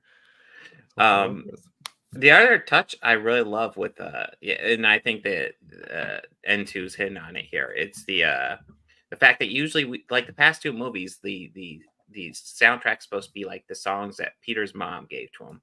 But for Guardians 3, what we're listening to is Rocket's playlist, which I thought was awesome. It is notable. And watching the kind of like behind the scenes stuff for it, you know, they talk about that. The James Gunn talked about how like cool, like what's the name, Pratt was completely fine and cool with like letting it not be his kind of movie pushing things forward this time. And it's like, you know, that's pretty cool because he could have been, you know, a movie star about it. Oh, yeah. Ooh, I haven't talked about any games. I guess my favorite game of the year is Diablo 4 because that's pretty much the only game I've played outside of some Sonic games. Yeah. I really enjoyed Spider-Man 2. That was amazing. I think Star Wars Jedi Survivor, now that it's been fixed, like all its technical issues, is a phenomenal game. But right when it came out, it was in horrible shape. Starfield was a bit of a letdown for me, but it's because I've been looking forward to that one for a while, and then it was good. It was good, but it wasn't great. All right. Oh yeah, the twerking. Jesus Christ, it fucking traumatized me, man. Now, if we want to talk about truly bad scenes in a movie, I'm gonna bring up this. This is a camping scene in a movie that came out recently by a visual filmmaker, and it looks like a set. I can't tell. It might look a little dark on stream. I wonder. Is this Rebel Moon? This is, yeah, it's Rebel Moon. Ugh. This is a literal shot from the movie that looks like a set with a terrible backdrop. It is disgusting, and it is from someone who I thought was a fucking visual filmmaker. Yeah, that's what's kind of fucked up, man. Is that like I will still defend the visuals in a lot of Zack Snyder's movies, but then like starting with Army of the Dead, it seems like there's some. It's just like, and that's also the one where he started doing his own cinematography, I think. And it's like Army of the Dead. Army of the Dead sucks, but it's better than Rebel Moon. God, Rebel Moon just feels like they gave him a blank check, do whatever he wanted, and apparently he has a director's cut that's still going to come out, even though like he could have just released it now because Netflix was just like, here, just make shit for us. Right. It seems like he's building his career now, this stage of his career, on like the promise of a movie he didn't make. You know, like, okay, but this, you know, look, here's this, but the difference is now that he doesn't have anyone to make his opponent yet. So we'll see. Yeah, I mean, he was already bad. I think that the ego of being popular, like he somehow got, made him think that he could also do cinematography, and he just fucking can't. Really, it's not good. Whoever he was getting before, he should get him back. Yeah, or actually, he could just stop making movies. I'd be fine with that. No, so the worst thing that could happen to Zack Snyder, I would say, happened to Zack Snyder. He was a guy who, in my opinion, had some talent behind him. He knew how to compose a shot and make it look cool. That's a talent. Where he lacked was story and like character and stuff like that. So like I could see him being valuable if like, you know, you get somebody like a story guy to keep like heavy reins on him and just like, you know, kind of guide him through it and kind of almost teach him. But what ended up happening with him is he got this huge fan base who will just suck up to everything he does and talk about how it's the greatest thing ever. And when he's listening to that all day, why does he need to improve?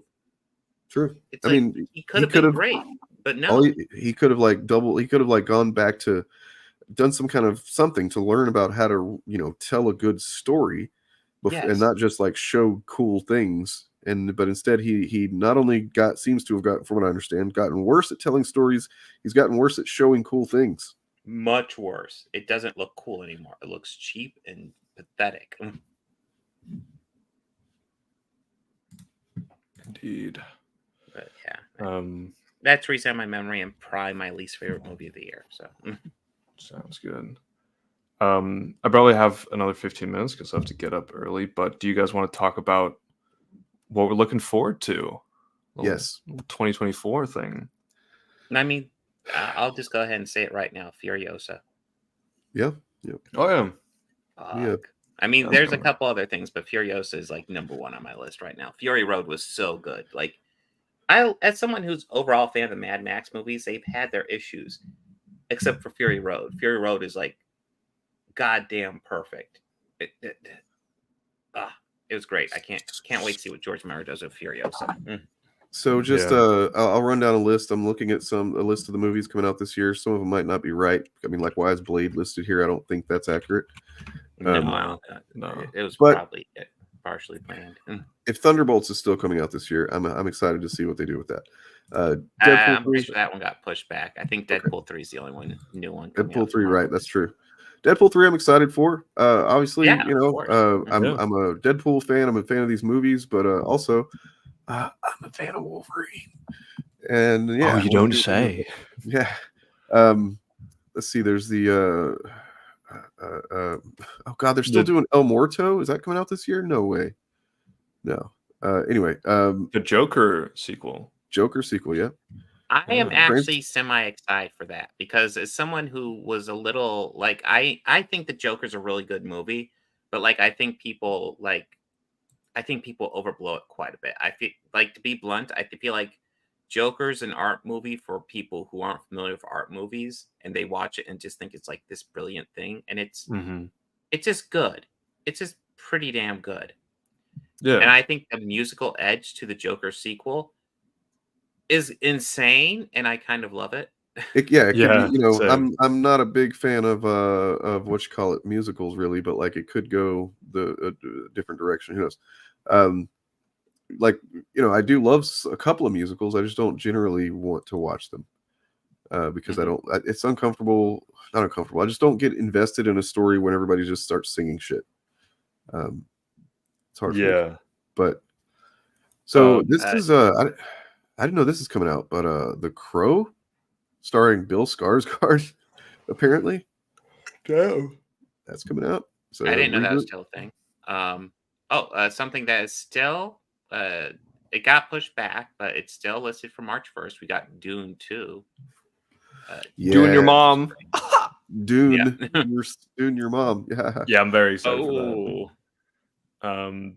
I know this isn't coming out in 2025, but technically they did at the end of Across the Spider-Verse say like, Beyond the Spider-Verse coming out next year.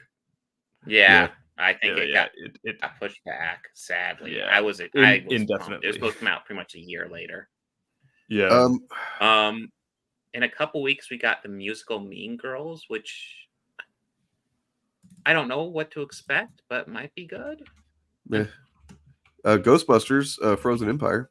Seems like that might be. Yeah, you know what? Afterlife was solid, so yeah.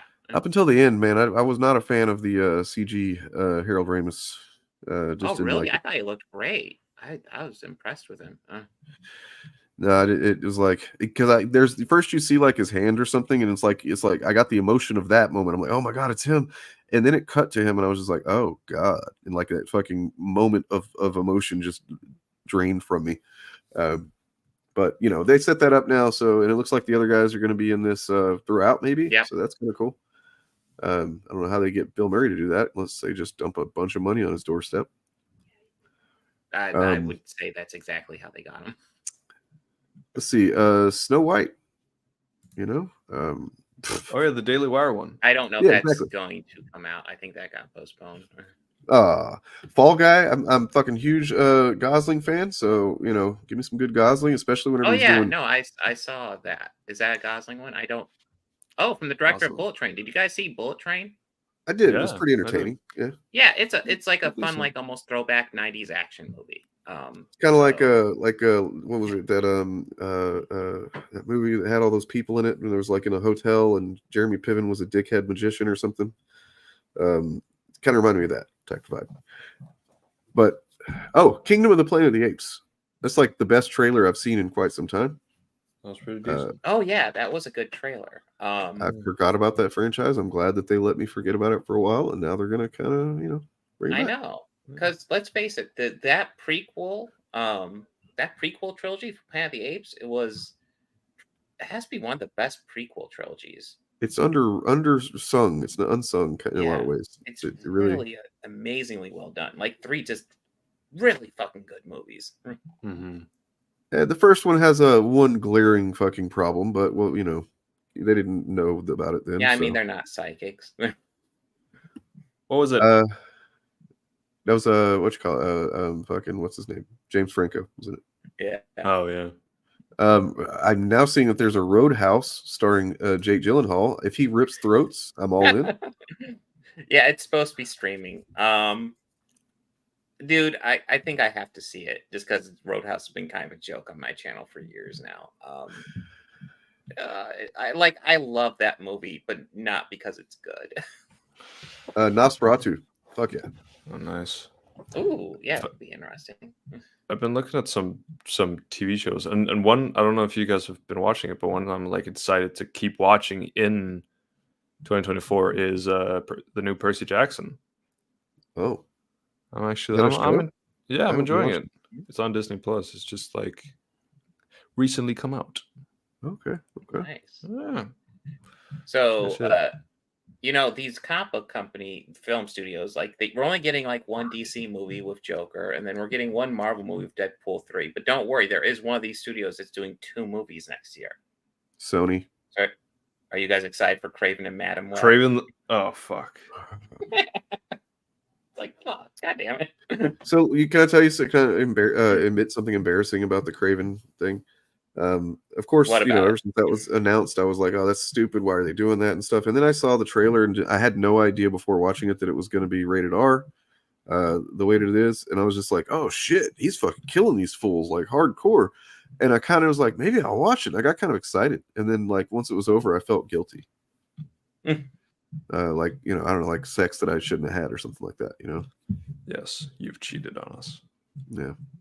No, just because like I know there's no possible way that a Craven movie that like just because it's really just it could be a really solid movie maybe, but then the glaring aspect of it being a fucking corporate film that like they could wait and set something up with Spider-Man or whatever and do something, but like no, they're gonna fucking just go right ahead and make a prequel for Craven, who is generally a villain. And it's like, I guess they're going to have him fighting people that are worse than him or whatever. But like, I don't know. I just don't see the point except money. Yeah. Well, I mean, they have this whole fucking universe now where it's just characters who are villains, but they're apparently fighting worse bad guys. Cool. Yeah. So that whenever when Sony went from like killing every villain, even the ones that were like, kind of like sympathetic in the original Spider-Man movies, now they're like literally trying to save them and give them mental health treatment and letting them kill worse people. Alien Romulus, is that coming out? I see it listed here. I don't know. Oh, apparently Arcane season 2 should be coming out. Oh, see, that'll give me an excuse to go back and watch Arcane season 1 because I've heard good things. Okay, so Gladiator 2, I got excited for when I saw it listed, but then I learned that it's unfortunately not the fucking script that was going around in the 2000s, which, if you know about that one, it's kind of wacky. I'm going to pull up a synopsis for it, so in case we need to talk about something, I'll talk about that. But Echo. Oh yeah. Oh, I'm actually kind of excited. That trailer, like, I wasn't super excited for it, but like that trailer kind of pulled me around on it. That's coming out very soon. That's in like 2 weeks. Oh damn. I'm excited to check that out. The same. Avatar: The Last Airbender. I'm mostly excited. Yeah, the live action Avatar. That will give me an excuse to. I have this on the agenda. Go back and actually sit down and watch the entire animated series because I've never sat down and watched the whole thing. Oh really? And I'm excited because it's one of those things I've put down just because of time issues. I've enjoyed what I've seen. Yeah, it's very good. Fallout is supposedly also coming out. I'm very excited for that. Love the games. Yeah, Arcane season 2. I'm very excited for. Agatha, Darkhold Diaries. I feel like it changes name every time I see it. Mm-hmm. That's supposed to come out. Oh, yeah. The Penguin. I don't know what to think about that. I guess it's just really one of those wait and see. Could be, maybe it's cool. Who knows? Yeah. Colin Farrell was really good in the role, but it's also like a limited role, so maybe don't need to see much more than that. Mm-hmm. Oh, what the? Oh, a Knight of he the got Seven Rebel Moon Kingdoms. too. The Hedge Knight. Oh, nice. Okay, this is to be announced. Never mind then. House of the Dragon season. Oh yeah, House of the Dragon season 2. Very excited for that. Ooh, yeah. Yep. Yeah. Wait, Star Wars: The Acolyte. Oh, is that this year? No. Yeah, I think it is. Where is it? Isn't it? Oh, that and Skeleton Crew. I mean, the Skeleton Crew I'm intrigued by, but like I'm very excited for The Acolyte. Isn't Skeleton Crew the Jude Law one? The Jude Law, yeah. Okay, so what about there's a couple of movies that were I don't know when they're coming out. Like we were talking about them at one point, and then they just kind of nothing happened. But This movie's gonna be awful. This movie's going to be awful. None of these people have written anything good. Yeah, they keep on top about those things coming out, and they aren't. And it's like, I need some Mystery Science Theater material, guys. Come on. Yeah. And I mean, plus they're doing us a favor, and like apparently they're only making them like 15 minutes long. What a fucking blessing. Because all the cringe is going to be condensed. Yay! Yeah, yay, yeah, exactly.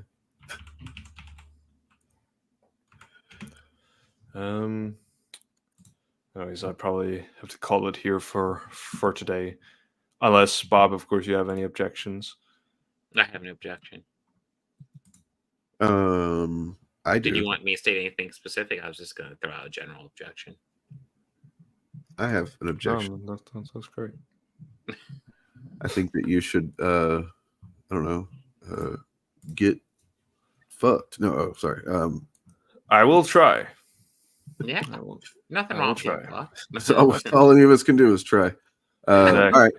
Well, if you want, if you'd like me to play you out, I can play you out with your intro as an outro. Hell yeah! All right. So say your goodbyes. All right. Bye, everyone. All right. DJ. Oh, and he left. Oh, I can play him in with his intro actually.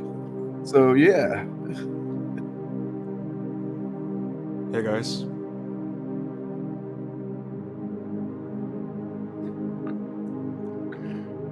Yeah.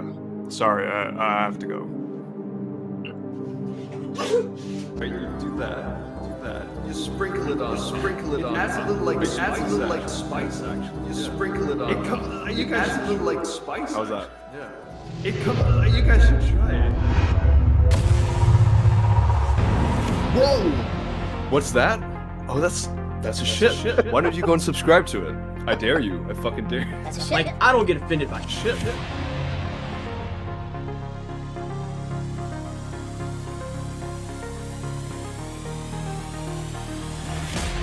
You guys should try it.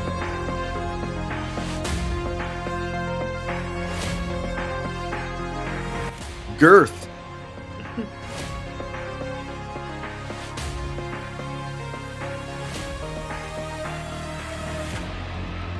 What the thing where you like, right? You do that. You sprinkle it on top. Adds a little like spice. It comes.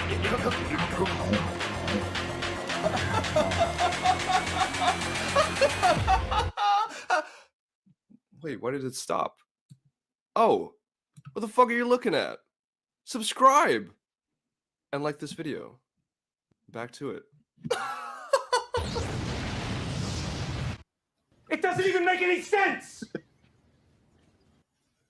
All right, and then we got DJ. What's up, DJ?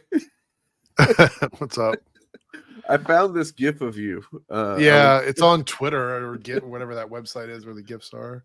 And I went ahead and made you a new thing here because I felt like yours was the one that I put the least attention to of all of them. So, yeah, I missed pretty much the entire stream. I'm really busy. This week has been crazy for my job. Like I haven't had a lot of. Well, it's been like, crazy free for other time, things so. too. I didn't really want Yeah. to get into it unless we had all the facts. But if you'd like to talk about it, we should. I mean, we can talk about it. So, not my main channel, but my second channel, my Eric Debunks channel. Yesterday, I was having some weird stuff going on. I had this one person who was going through and commenting on like all of my recent videos. Interesting. Screen name was like the hacker something like a bunch of numbers or whatever. But they were going through and commenting on a bunch of my videos. I kept getting alerts from them, and then I went and looked and. It's the last thing I uploaded was a couple of shorts in response to comments. And then I had a post about the South African, the president saying that awful, like anti-gay shit in my community tab. And then I had a video about Az and Eric July. And then I had a Dave Chappelle video. Those were all my most recent things. And so they were commenting on that. And then after maybe, I don't know, an hour of my latest video being uploaded, I got a message from YouTube, an email from YouTube saying, like, you've got a community guidelines violation for cyberbullying and harassment. And I'm like, for what? Like, I don't tag anybody. I don't know what this is. So, like, back in the day, if you got something like that, you would just delete the offending material, and usually they'd be like, okay, you're good to go, right? Yeah. So I go through, I delete a couple of community tab posts, the ones that person was commenting on. I deleted the video that I uploaded because it's like, okay, maybe that's the problem or whatever. It was just a 7-minute video. It didn't really matter. And I left the shorts up because the shorts were doing really well. They were like 2K plus views at this point. So I just kind of left them up. And the next thing I know, like I try to re-upload, like I deleted the video, then I tried to re-upload it. And it was like, you can't upload videos for like 7 days or something. And I'm like, what? Whoa. So I go to my community tab and I'm like trying to type something there. Wouldn't let me update community tab. So apparently when you get a community strike violation, because I did some reading on this, you get like a week timeout. Basically, like you've done something bad. You can't do anything for a week. You can't stream. You can't upload videos. You can't upload shorts. You can't respond to comments. You can't do anything. You're basically, you can go into your studio and do shit in there, but that's it. You can't do anything else. And I was like, well, what was it? And then I read the email and it was a channel violation. Whoa. Like somebody went through and reported like a bunch of stuff on my channel. Like not just one video, like, because I thought it was a video or a post violation, but it wasn't. I read the whole email. It is a channel violation. So it was a community violation on my channel for cyberbullying harassment. And I don't know if this person had anything to do with it. It's just kind of weird that they were posting on everything. And then the next thing I know, I get hit with this violation. And as far as I can tell, YouTube does not have any real people working there. I've tried to chat with people. It's all automated bullshit. I went on Twitter, tried to get help there, just wrap me back around eventually to the thing that I was already doing. And I guess unless you're like some big channel, they don't rush to get this stuff fixed. So I'm seeing the problem here looking at your channel. I mean, quote unquote problem. It's that your channel's been fucking doing really great lately. Yeah, thank you. I appreciate it. And so that's like, obviously, can't have this gay man out here saying these things. And yeah, I'm 150 away from 1K, which is pretty wild. At least last time I checked, anyway. So 151, yeah. So you guys, if you're not subscribed to Eric Debunks, I will drop the link now. It's actually already in the description and stuff, but I'll drop it in chat too. So it kind of sucks because like a week off of YouTube is like a lifetime. If you're not doing something for a week, YouTube is like, it really like slows down your channel growth or whatever. Right. The last conversation I had with YouTube, and I'm using air quotes here, with a person at YouTube, was that they were having a person review the thing. So that's all I know is that someone is gonna look at it, I guess, and determine whether or not I actually did anything wrong. The thing that baffles me is I am responding to people who are already doing the stuff that they are accusing me of doing. So how is it that my channel is in violation. Like that doesn't make any sense to me. This has been this thing for years now, like since I've been doing YouTube at least, where it's like, some, lefty or progressive or just somebody that's like debunking some fucking hate video will get, some kind of thing happen to their video or whatever. Be like, even though they were debunking something that's like, it's still up, it's getting lots of views and you know what I mean? Like it's just shows the inherent flaw of YouTube and exactly what, the thing that makes it so fucking dangerous and has created literal, Bob vanished. That he just vanished. That was like poof. So yeah. But my other channel, they're canceling him. They're fucking trying to cancel him. Yeah, my other channel's fine. My reloaded channel is like if I wanted to upload a video there, if I wanted to do a live stream there, everything's fine. It's just my second channel was the one that was targeted. So surprise, because my other channel is mainly just pop culture stuff, like superhero stuff. The channel where I actually discuss like cultural, social issues and stuff like that, that was the one they went after. So yeah. I mean, it's we were talking earlier, like not that we're jealous or anything, but we're surprised that nobody's tried that with any of our channels yet or at all. Yeah. And maybe I shouldn't say that at all, but yeah, it's we would do Friday Night Tights. I would definitely watch what the fuck are you talking about? Like, what are you talking about, Colin? Do you want to come on? Like, what do you mean? And I'm so frustrated. I'm determined this year to get somebody who's like disagrees with this to just come on and talk, not debate, not fucking, just like I want to have a conversation with you guys, but you just like don't want to do it. I mean, I've done my due diligence. How many times have I popped in other streams with people that disagree with me? So I mean, all the time. Yeah, the only reason I don't is because I know that's they love to get you in that kind of a scenario where they control everything and then they can do basically shit on you and no. I just want to have a conversation that's like I would guide the conversation to be civil and to make sure that like people if you ask me to clarify something, I will, and vice versa. And I don't. Yeah, he says he's trolling. I don't know what FNT is weird because apparently this was brought to my attention. Az has not been on FNT in weeks, so I don't know what's happening with that because that seems a little weird. But he's been more with Ripa, right? And Ripa hasn't been on FNT either. There is like internal drama in that community that we're not completely aware of. So. Well, maybe while I'm taking my couple of weeks off here, I will do a little digging and see what I can find. Yeah, I think because I'm taking off from streaming, but yeah, there's something I can find, I'm sure. Yeah. He won't renounce Zero to at least speak to another human. That's not going to happen. That'll never happen. Zero? Right? That dude that looks like a caveman that always is a shill for Ripa. He like reacts to our videos, to everybody. Yeah, I know you've seen his channel before. It's not worth even giving him any attention, to be honest. So. But I thought was it him maybe that somebody told me that somebody got pissed off that I mentioned Draw and Talk, little fucking channel that's I don't know who that is, barely bigger than mine really, and and he's just some Mormon dude that like basically uses the Comicsgate narratives, even though he says he's not Comicsgate and he doesn't even like Ethan Van Sciver. They don't like each other, but then his stuff is a little bit more. There's more application of the appearance of nuance to the same narratives of Comicsgate. Right. We got a biographer here. I think Az planned to take a month off of FNT. I wonder why though.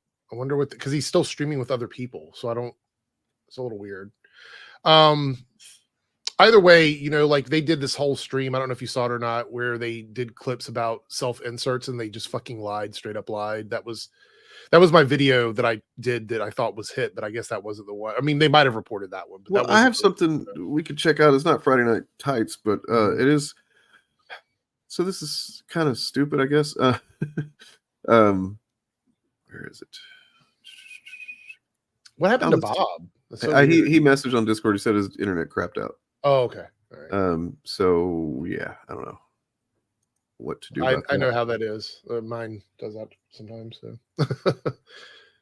Well, fuck. Where did I put that thing?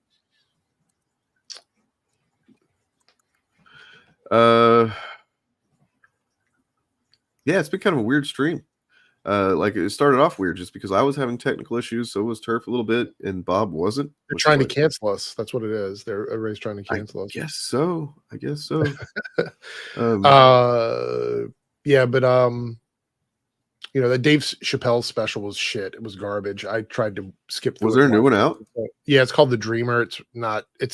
So there's a clip. I know you probably you haven't caught up with it. It's really sucks because I used to love Dave Chappelle back in the day. I thought he was really funny back in the late 90s, early 2000s. And just to see where he is now is really fucking awful. He's committed to just, I guess he's making a lot of money off of conservatives. That's the only thing I can think of. I mean, it's really the only thing that explains it. But now he just chases headlines. You know what I mean? He wants the clicks of like, oh, Dave Chappelle's doing another anti-trans, anti-gay special. I mean, that's pretty much what he does. But he had a clip where he said that if he ever got arrested, he'd want it to be in California so he could go to a woman's prison and then he would slap the bitches down or something along those lines or whatever. And like basically insinuating that if he went to jail in California, he would use it to like pretend to be a woman and then have sex with women in prison or something. It was it was really, really funny. Is this the Dave Chappelle thing? Yeah, that clip. Yeah, I've heard little bits about. Like, I was hoping like he would actually be like reasonable, and no, it's gotten worse. Probably for money. Yeah. It's gotten worse. Okay. In the video that I took down, I talked about it. How he bears ultimate responsibility because at this point he can't pretend that he's ignorant to what he's doing. He knows what's happening. You know what I mean? Like in the beginning, maybe he could be like, "Oh, I didn't know I was causing harm, so I'm going to change my, what I'm doing. Right. Because I care about people." But that's not what happened. He's tripled down on it now. So in between, the first one that he did, where he was making some references and stuff, and it's like that could have been where he's like he just didn't understand what he was saying. It was fucked up. But then he obviously got a lot of feedback. And then the second one was the one where I watched it thinking, okay, hopefully he's like kind of learned some shit or whatever. And it gets, he does like 10 minutes before he gets into the trans stuff. And I enjoyed that 10 minutes. And then it gets to that. And I'm just like, no, dude, no. And he starts going off on Asian people too. And it's just like, well, and this one, he goes off on disabled people. It's just all anti-conservative or conservative, anti-progressive stuff is basically what it is. That is disappointing because I mean I'll be blunt. I said it before, I'll say it again. I think Dave Chappelle is a genuine comedy genius, but like this new angle he's been going for, and it seems like he's leaning more into it. It's pathetic, frankly. It's beneath him. Well, I guess it's not beneath him. He's chosen it. No. I used to think it was so cool and honorable the way that he like quit the Chappelle show once he realized that like, oh wait, this is actually what I'm doing is contributing negatively to racial issues in some ways. And we talked about how he would be like with his family and some white person would be like saying the N-word to him and stuff. It was like in public. And he's like, oh no, they think that they can say that now. And it's like that, where's that sensibility applied to, a different perspective than his own? It's just not there. And that sucks. And in my video, I said, for me, the end result is the only thing that matters anymore to me personally, because if you have someone that makes a mistake and they own up to it and go, yeah, that's a fucking mistake, I'm never going to do that again, I'm willing to give them a shot to try and turn things around. Most people. However, if someone is introduced to something that's a problem and they just go, well, fuck it, I'm going to keep doing it anyway, then at that point they're responsible for whatever damage they cause. So fuck that. You know what I mean? Exactly. It's not about intent, it's about effect. And a lot of people don't seem to understand that. And like, yeah, I agree with you that like, because I've said yikes shit in the past. I've said yikes shit on this channel and then like, trying to do better. But I've definitely said some stuff in the past that thankfully it's not any content out there about it. And like, but I learned and do better. I'm a 90s guy. I definitely said some F slur randomly, casually. I mean, that's what I'm saying. Like, I think everybody that, and I mentioned this in my Dave Chappelle video, like anybody that grew up in that era knows how things worked in a vacuum. For example, if you make a joke, like a joke that is considered insensitive to a small group of friends back in the 90s, it's not going to affect the larger world because it's a joke between friends, and it doesn't make it okay, but it doesn't impact anybody outside of your circle. However, we live in a world now where if Dave Chappelle makes a joke, and it's a little off the cuff joke, that joke then turns into something that a bunch of bigots are going to use to attack all trans people and all gay people on the internet. So now these things that wouldn't have been a major problem back in the 90s, even if they were fucked up, are now even worse. They're amplified because of the internet. And that's something that we just, nobody takes because of things like the YouTube thing we were just talking about. But you know what? This is actually kind of crazy because I feel like this stream has been all over the place. It's been fun, but it hasn't been very organized or intentional. It's been organized chaos. Yeah. But Yes. we just accidentally kind of bumped into the perfect opportunity to show this video clip I downloaded from Twitter earlier today. Okay. I'm in to show it. I completely forgot until we got onto this topic. But yeah, this is really fucking good. I was speaking at a corporate event in America. I was the guest speaker. That night at dinner, I was at a table full of white people, and the guy, one of the bosses who'd invited me, actually started to tell a joke that I knew straight away was going to be racial. And black people were going to be the butt of the joke. In those split seconds, in the early sentences of the joke, I had a decision to make. Do I say something or stay quiet? No one else was saying anything, though I'm sure they felt uncomfortable. So I spoke up and I said, I don't think this joke is one I want to hear. I don't like the way it's going. I think it's going to be at the expense of black people. I'm not comfortable with that. Would you mind not telling it? Or I could leave the table. It was very uncomfortable. I remember he didn't tell the joke, but it was uncomfortable the rest of the night. Later in my room, I journaled what I felt about what was going on. I thought two things were at play. One was what I would call white solidarity. The other was what I would call white social capital. White solidarity is an unspoken code, I think, that we have as white people that means we would never embarrass each other by creating a racial discomfort for each other, by interrupting a racist joke or pointing out a act of prejudice or discrimination. We kind of keep quiet because it's a social code that we have that we would remain in solidarity with each other, which protects our whiteness, our white advantage, our white privilege. That was at play at the table that night. It's a couple more minutes or a minute or so left, but that's already like, wow. Yeah. No, I totally get it. Everything he's saying makes sense. Yeah, it's I mean, and it's true. Like honestly, as someone who, like growing up where I grew up in the South and stuff, like there's a lot of examples that I can think of several just at once, basically, where something was going on like that, and it was like, I knew that if I said anything, not only would it be uncomfortable, but like the people around me would kind of turn on me. Yeah. And then I also definitely took part in moments that could have been seen that way from outside. It's also like people use that kind of humor to sort of gauge how loyal the people around them are. Like if I tell this joke, are they going to laugh at it? Are they going to like groan? Are they going to, what are they going to do when I say this like totally racist or bigoted joke? How are they going to respond to it?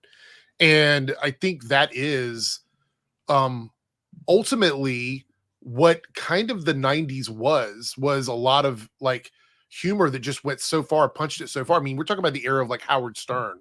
And like think about Andrew Dice Clay. I mean, there was humor that was edgy, and then there's humor that was just completely racist. And I always say, if you wouldn't tell the joke in the company of someone that the joke is about, then it's probably not a joke you should be telling. That's good gauge. True. That's kind of where it goes. Whereas Dave Chappelle, I think the reason why people support Dave Chappelle is he's willing to do these kinds of jokes on stage in front of a bunch of people and not give a fuck about it. And to them, that makes him a badass. That's what they think it. Like he's going to tell these jokes that he probably wouldn't say to a trans person in front of a bunch of people. And that's a power play. And they don't even realize that. That is a power play. Yep. Well, let's see what he says about white social capital. Allowed him to do what he'd done obviously many times. White social capital is what you get if you stay quiet.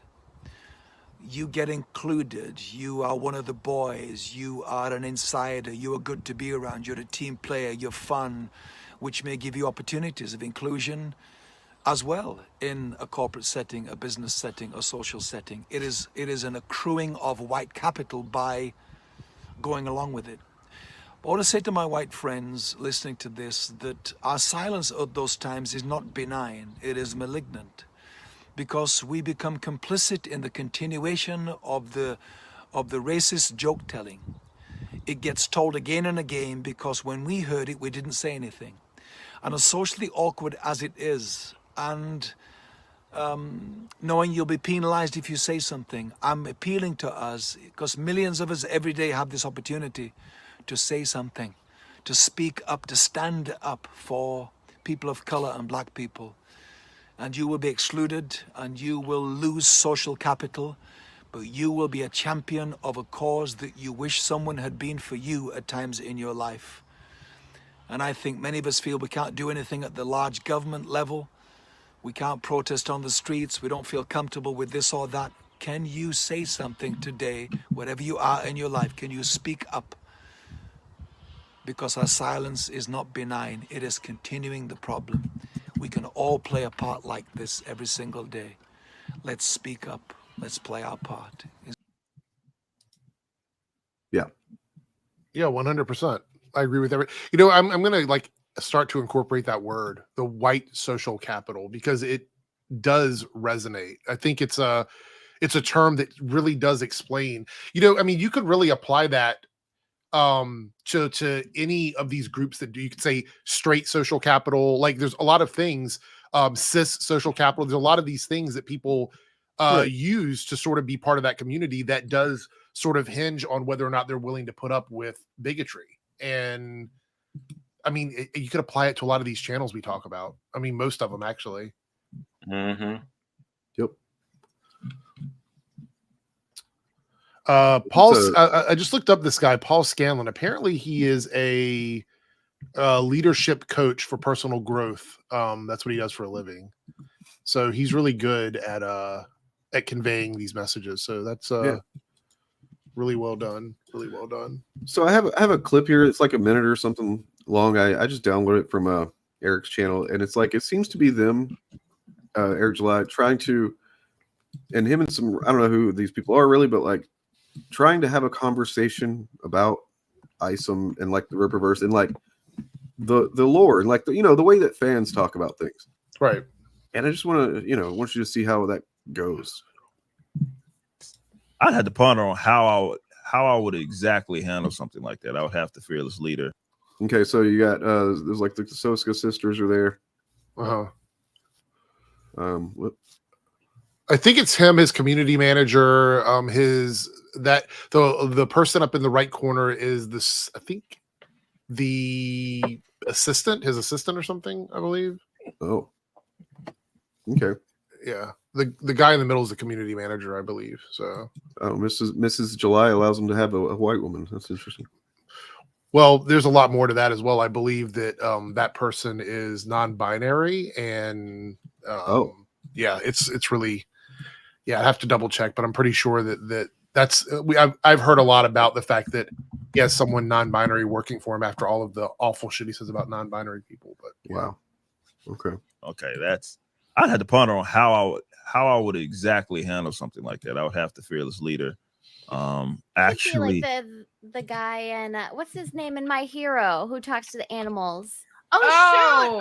That guy. I want to go like He's full so Beastmaster. sweet. Gotta go full Beastmaster and be born from a cow. Just go Animorphs, man. Like, why half-ass it? Full animal. Yeah, I'm game. Fucking You're gonna be okay. Power though. So the thing that stands out to me is that it seems like Eric July does not enjoy talking about this at all. No, because he thinks this is that internalized shame that I talk about. Mm-hmm. Even though he's making comic books, he still finds it to be juvenile. But at some point, I guess he's recognized I do need to show that like I care about this type of thing sometimes, I guess. And then like as you know, I forget what he says here, but then the thing he says in a minute is like basically he has to reference some culture war bullshit. He can't go very long without referencing a culture war thing. It's like, okay, you just fucking said that for no reason. But yeah. Yeah. I'm just trying to work out the logistics. So the quick summary is witch took baby from queen, put into cow, took cow out to field, cow gave birth to baby that now can speak to animals. How I think you broke In him. the cow, like Pizza 9 to 5. Away. We could all watch it together. It's a classic. It's called Beastmaster. I feel like it was shot in Canada. Oh man. Director X. But the plot is still better than anything coming out That's what it was. Director X. Had to mention that. Yeah. right Yeah, now. Cara Brown. That's their name. Yeah. Interesting. I'm trying to. I wish I knew how Caro and then the Soska sisters kind of justify some decisions in their life, you know. But Yeah, I don't get it either. So the Soska sisters seems to just really pretty much ignore any questions about it. They just completely ignore it. So I'm guessing the paycheck is so good they're willing to, give up their ethics. I just don't. So this is one thing I've tried to figure out when it comes to the whole team working. So the Soska sisters are the lore masters for the Rippaverse, right? Then Eric has all of these other people writing these characters. He has all these other people drawing these characters. All these other things that are going on. What is he actually doing? What is he doing for the Rippaverse as a brand? Like, what is he actually doing at this point?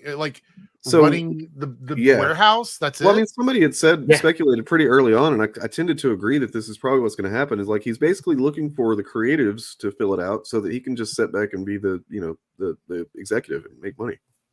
So he wants to be the people that he attacks all the time, the people at the top. Yeah, basically. he wants to be Bob Iger. Interesting. So I don't know.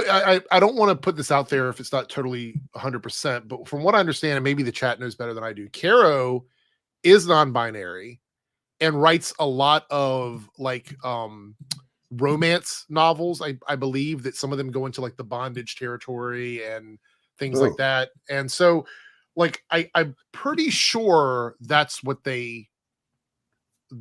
their contribution in terms of like art and whatever. But so kind of some woke weirdo type shit. Yeah, I mean, from their perspective, yes. And Caro made a post on Twitter talking about that they don't expect Eric to support them, if their visions don't align or whatever. And I'm like, how fucking cope is it that you have to like create this scenario where you surround yourself with people that don't support the work that you're making? That's such a weird thing. Like, I couldn't imagine being on a podcast with you guys regularly, an every week occurrence or a very often occurrence, and not be able to say, I'm going to give a shout out to Bob, or I'm going to give a shout out to Dane or whatever for the work they're doing, even if we were making different content, right? So the fact that you work for someone who has a massive platform like Eric, and your excuse for why Eric doesn't really promote your business is that your quote unquote visions don't align. What does that say about your relationship with him? I mean, yeah. And not that he has to go out and do it every single day, but the fact that I've never seen him promote her materials in his books or whatever seems really that was a point of contention recently. Him, promoting things or not. Yeah, I'm sure you saw that. Yeah, and the fact that he overcompensated for it by now going out and doing all the stuff that he said he wasn't going to do, it was just really fucking stupid. Well, he tried to fund that guy's project and it was already funded because he just was. That was just being a dick, though. I think by him. No.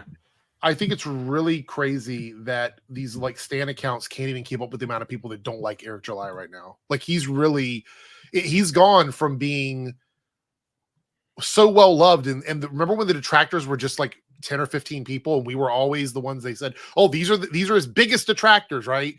Now we were first, man. Look, we're always going to be the fucking pioneers. We were the top four. We were the top four on the detractor list, right? But no, remember when we were the ones that they were saying, "Oh, these guys don't like him," blah blah blah. Now he has people within Comicsgate who are denouncing him, who are saying that they're not going to support him, and that is the community that he was aligned with to sell his comic. And make no mistake, it isn't a big shock to me that because now he's burning those bridges, his sales have been dropping because you're creating that foundation that you have has cracks in it now. Well, and also, look, I mean, I'm sorry to be the guy, but like, I've called all this shit from fucking day one that I covered the guy, basically, that like, you know, his sales were gonna fucking dwindle, that eventually him and Ethan would not be able to get along, and that that split would be fucking devastating to one or both of them. I don't think that Ethan, I don't think it matters to Ethan's really, like, I mean, he's still got his sycophants and people that gonna send him money and stuff, but like, Ethan isn't gonna grow anymore. You know, he tries. That's why he's over there on Geek Getaway and other shit like that, trying to, you know, pretend to be a normal person. Yeah. Yeah. I also think that there is a ceiling for the independents that do call themselves Comicsgate. There's a ceiling where there's only but so many people they can get to buy their comics. And I think if you look at people like EVS, you look at people like Eric July, I think they already hit their ceiling. Oh, yeah, I think they've already hit the amount that they're going to sell. Like Eric talked about trying to put out 6 books next year. Where is that money? Where's that money coming from? His campaigns dropped by half within a year and a half of each other. How is he going to put out 6 books unless there's a massive drop in quality? And I'm talking like massive drop in quality. I mean, but come on, Kenny, I don't think you can afford that, honestly. Yeah, probably not. And like, as in, like, he can't afford to have lower quality than he already has.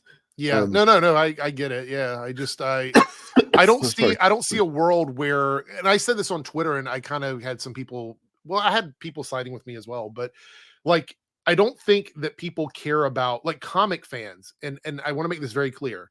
Comic book fans who are not fans of Eric July don't care about the Rippaverse. The people buying Rippaverse comics are fans of Eric July, not necessarily comic book fans. I can't tell you the amount of people that purchase stuff from the Rippaverse and still haven't read the fucking comic books. It's insane to me. And I am very curious to see how this year goes with him attempting to put out 6 comic books. I am very, you know, I think it's going to be wild. You know, I kind of like the idea that we're not the only people, quote unquote, detracting at this point, because now he has a lot of people at the top end, the bigger streamers and stuff like that, are just like not cool with what he's doing. And the idea that he said there's no independent community. Now, whether people, you know, are Comicsgate or not, the independent comic book community is vast. There's so many people involved in that community. That is why it exists, because of people working together to do these grassroots movements to get their art out there, get their comic books out there. So for Eric July to go, there is no independent community. Like, what the fuck are you talking about? Yeah, like, I mean, that's how clearly somebody who, you know, like anybody. Not only does anybody that works in the community or you know, operates in it understands how fucking stupid that is to say, but like anybody that just cares at all, even slightly, about indie comics knows that that's like, it's just objectively untrue. And only the only person that can say that is someone who has no idea what the fuck they're talking about. Yeah, or like, someone who's lying. But I want to consider myself part of the independent comic community remotely, but you know what? I attend conventions. Yeah. You know what? It's impossible to ignore there. It's a big part of it. And I mean, the other thing is, I think it's really disingenuous for anybody to go, I want to see the independent community thrive and be big and bold, but then do absolutely zero to help promote that community when you have one of the biggest platforms in that community. That's negligent, it's irresponsible, it's disingenuous, which is why we're seeing him overcompensate now. It's libertarian is what it is. It's the fucking libertarian fucking fuck you, get mine mindset. Like, anything, you know, there's just not possible to be successful in I mean, I guess I don't want to say it's not possible to be successful in comics with that mindset, but like, you know, it's generally going to be a lot harder, especially if you can't even fake it, you know. And I have a homework assignment for myself, actually, that so M3 Writer had asked me to do this, I don't know, last week or something. I haven't gotten around to it because of holidays and whatnot, but I've got a list of comic book shops that we were told that, you know, these places, you know, I guess either sell Isom and Cyberfrog, or they rejected Isom and Cyberfrog, something like that. I got to look up and see what the claims were, and I'm going to call them. And so whenever I come back on the 17th after my break, I'm going to have some probably some recordings of conversations. Okay. I'm going to start calling comic book shops. Just anytime I'm sitting around doing nothing, whatever, I'm going to find a comic shop, call them up. Hey, have you, you know, I'm going to ask them about Comicsgate. I'm going to ask about Rippaverse and see what they know about it. Would they be willing to stock those kinds of things? If so, why? If not, why not? See what happens. Well, I'm excited because I got a call this week that my copy of the Alan Scott Green Lantern issue 3 should be available soon because they didn't have enough copies for the demand. They didn't order enough copies for the demand. So that's yeah, cool. I mean, that's been selling pretty well. And like the funny thing is, I saw a video where some guy was trying to tell comic skaters, he's like, look, you guys got to stop reacting to the fucking Tim Sheridan because he's doing the same thing. He's doing this thing. It's, you know, and it's, what was hilarious is that he's telling comic skaters this as if Comic Skate hasn't been doing this for years now, where he's like, the reason that he's making these videos and saying this stuff is because it gets attention on him. And then more people buy his comic, you know, because like nobody pays attention to new comics otherwise. And it's like, yeah, man, you nailed it. That's probably exactly why he's doing it. And he's smart for doing it. I'm sorry, he's smart for doing it. Like, Absolutely. I mean, I'm sad that that he has to do that to get out there because they've kind of created this ecosystem. But it's really, it's actually genius, to be completely honest. He's playing the game that they set up, and now they're going to act like victims. And that, you know, I don't even think that some of them realize that that's what's happening there. Oh no, he's doing what we've been doing all this time. We shouldn't allow him to do that. You know, that kind of shit. Yep. Also, a lot of people have been calling Eric July fans out on becoming quote unquote SJWs because have you seen the defense they're running for Eric July against like the detractors? Like, oh, you're only saying it because he's a black guy, and you're only saying it because he's a successful black man, and like that's the argument they're doing now to everyone. And the people in that community, the ones who are always talking shit to us for being SJWs, are like, are you really using an SJW defense? And although, you know, to me, it's just the infighting is hilarious, but I just think it's funny that now the people that used to get mad at us for pulling the gay card or pulling the woman card or the race card or whatever, now they're doing the same thing to defend someone that they are looking up to or admiring or however you want to call it. So it really is like a full circle moment. And I think this year we're going to see some really wild stuff in that space this year. So even though there's not a lot of Marvel movies coming out, not a lot of DC movies coming out this year, I think that space is going to be quite interesting to watch in terms of like this whole indie comic book thing. So I want to show you guys how fundamentally unserious these people are about what they're doing. So you know that Penny Parker account, Penny Parker. Oh God, fake ass account, which is not a woman, I don't believe, and definitely not a journalist. Because if they are a journalist, then this is like wow. So she had I'll just go ahead and say she just so I can't like try and I don't know get me for a violation because they have done that to people where they like if somebody misgenders them or whatever. There's been actually just cis dudes who Gail Simone called the dude dude one time on Twitter and he got her account kind of suspended or locked because of misgender.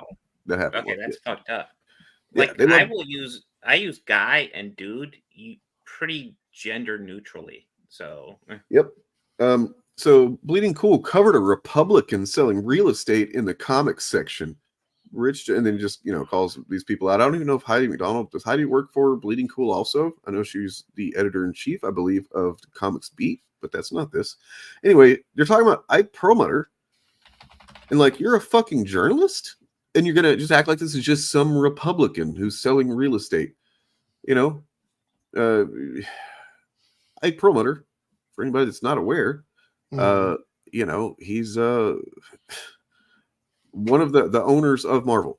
Like he he's no longer, I think, the majority owner, but it wants to be, I think. And yeah, it's not insignificant at all. It's like it's very significant because that guy was a big cause for why certain movies like Shang-Chi and Black Widow and stuff that people rightfully complain how long when people are saying why didn't we do a Black Widow movie earlier, he was the reason why did it take Captain Marvel like 3 phases before they even considered the character? Because of him. Because he literally said that he didn't think that people cared about that kind of stuff, and things started to change after Civil War actually, because that was the one where like basically Feige went and threatened to quit. Feige went to I guess the Disney bosses essentially and was like, look, if I can't, we can't do what we want to do here, and this guy's going to call the shots, and I'm fucking outski. So Sandman, those versions of the comics were never available at the shops I had because of the limited I guess the smaller amount they made of those. But I did ask for them. I was just unable to get them. I've tried to find them other places, but there's only 2 shops close to me that I can get to easily. So it's not. Is that real? That's really a thing they're doing. That's awesome. Yeah, I heard about it, but I can't seem to find it anywhere. Like the shops are like, we don't know anything about that. Maybe there was a limited amount or whatever. So I don't know, but Sandman says he got them, right? He says that cardstock for some reason cardstock. Well, yeah, he says, or they say I have cardstock on 1 and 2, and hopefully the others 2. So yeah, I guess they did do it. So yeah, that is awesome. Wow.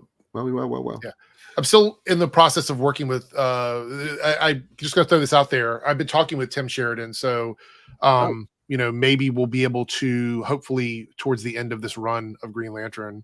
So I just straight up asked him whenever, because I made a video about more or less about him and that fucking bullshit website, and I tagged him in the tweet about it, and he thanked me for putting the real info out there. And I was like, yeah, man, it's what I do. Would you want to come on and talk sometime? Oh, awesome. He never replied. So oh yeah. Oh well, never mind. That's not too awesome. But I've been like in DMs with him, so I'll see if he wants to come on and talk about the con. I'd love to get him on like towards the end of the run, because I know we've got a couple more months before it wraps up. So what I'm seeing here is for Comic Book Week coming up, I should cover some Tim Sheridan Green Lantern. Yeah. I'll be honest, I wasn't the biggest Alan Scott fan because I only really knew him through the JSA. And but chicken wraps. Okay. Wraps, yes. But yeah, so I was kind of apprehensive, but a friend of mine got the first issue of this run and they were like, oh, you should definitely check it out. And so I read their issue and I was like, oh, this is fucking great. So I went and got that. I got the second issue, and again, I'm gonna get the 3rd issue this week. So yeah. Yeah, so I have ordered the first 3 issues this morning because I got paid last night. So and then but other than that, yeah, I don't really care for Alan Scott, but that's only for lack of reading stuff. But like I have been reading, I've actually finished now. It's not finished the entirety of Earth 2, but I read through the title Earth 2, like all 7 volumes or whatever from the New 52 era. And Alan Scott is in that, but like it's a different take. I mean, he is a gay guy, but that's a big part of it. But yeah, and the fact that he dies on the train, or is about to die on the train, and the green energy saves him or whatever. And then I don't want to spoil anything, but it seems like his lover is dead and through the whole thing, and then turns out something else has happened. But anyway, it's very good. I enjoyed it. I think Tom Taylor might have kind of gotten his start maybe there before he did Injustice, or maybe Injustice was first. I don't know. Anyways, so I did find what I was looking for about Gladiator 2. I'm going to get off of here in a minute just so I can get some food in me and stuff. But yeah. So yeah, like I said earlier, whenever I saw that Gladiator 2 was on the docket for this year, I was like, oh, is it? And then no, it's not the one that the script was floating around in the 2000s. The Russell Crowe script is what we should call it. Russell Crowe is a big fan of Critical Drinker apparently. So, all right. So, Gladiator, the movie, it's a good one. It's pretty good. And at the end, as Joaquin Phoenix says, he says, "The general who became a slave, the slave who became a gladiator, the gladiator who defied an emperor." Striking story. Now the people want to know how the story ends. And then soon after, it ends, and the general slave gladiator Maximus, Russell Crowe, kills Commodus, and then he dies just before the credits. That's the end of him. But there was desire for a sequel because it went on to get, let's see, what was it?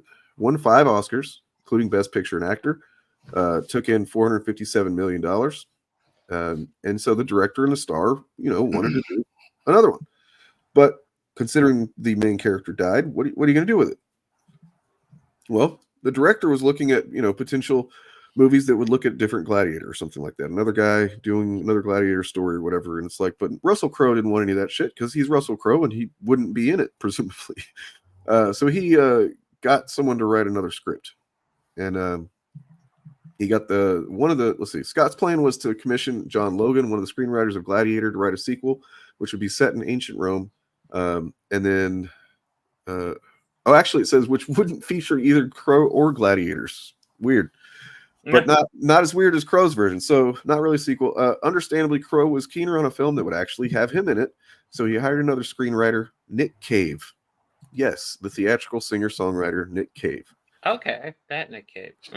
And it just gets weirder from there. So at the time, Cave had written just one produced screenplay. Let's see, he was concentrating on his music career, but he couldn't resist when Crow offered him Gladiator 2. Despite one obvious misgiving. Didn't you die in Gladiator 1? He asked. Yeah, you sort that out, replied Crow. So, and that's what he did. Cave's Gladiator 2 screenplay opens with Maximus waking up in the afterlife. To his disappointment, it isn't the sun-kissed Elysium he dreamt of in Gladiator, but endless, rain-sodden netherworld where wretched refugees huddle on the shores of a black ocean. With the help of a ghostly guide, Mordecai, Maximus treks to a ruined temple where he meets Jupiter, Mars, and 5 other deceased and decrepit Roman deities. Jupiter explains that one of their number, Hephaestus, has betrayed them. Anyway, so they, that's the sequel that Nick Cave wrote, and I remember reading about this years ago and being like, "Oh God, I kind of want to see this shit." Like it's such a serious movie of Gladiator, and then the sequel is just that would be amazing. Probably a shit show and probably terrible, but still.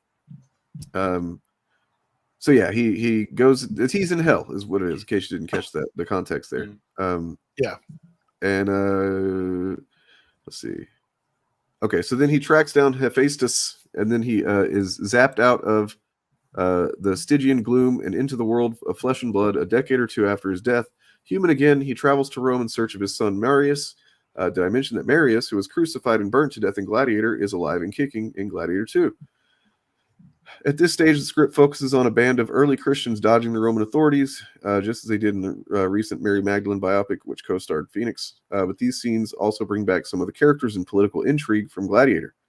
And it's just, what is this? Anyway, it's not that movie, guys. I'm sorry to disappoint you. That's not fucking what's coming out. All right. I'm not. I won't be against that. Just fuck it. So I was a comment up here earlier. I should have started and I didn't. Where was it? Someone asked me I guess the topic today was you guys were talking about your best of 2023. Yes. Yeah. What are yours? And somebody was asking me about my top 5, I think. Okay. Something. Gosh, I wish I remembered. You don't have to list it. We were just naming off stuff we really like this. So 2023, I would have to say obviously Barbie was one of my favorites. I think the social commentary on that was really cool. I know it's kind of probably a lot of people's big movie of the year. Obviously it made a bunch of money, but I truly was shocked. I went into that movie not knowing what I was going to get from this film. And when I saw it, I was like, holy shit, this is saying so many things, but also extremely entertaining, extremely well done. So Barbie was at the top for me. I would say Guardians of the Galaxy 3. I know some people have issues with the stuff that happened with animals in that movie, but I would say in the context of the film, in order to tell the story of Rocket's journey, I mean, it was kind of important to make sure people understood where he came from.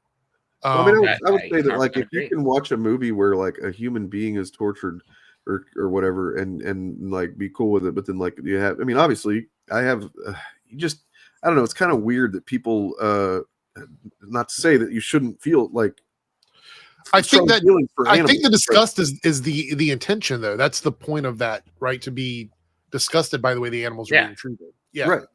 But yeah, that's it's like saying oh, I hated that this character got killed or whatever, and it's like, okay, so you didn't like that, but that's not a knock against the movie, right? Right. Just you didn't like if it made you feel that way about the character, then it's probably doing something right. Right. Yeah. So yeah, I enjoy that movie. I really like The Marvels. I know a lot of people didn't. I thought it was a pretty good movie, though. I had a lot of fun with that one. So I'll say that's probably up there for me. I'm trying to remember what else came out in 2023. This year was kind of a blur for me. See what else did I? Because I watched was pretty big for most of us.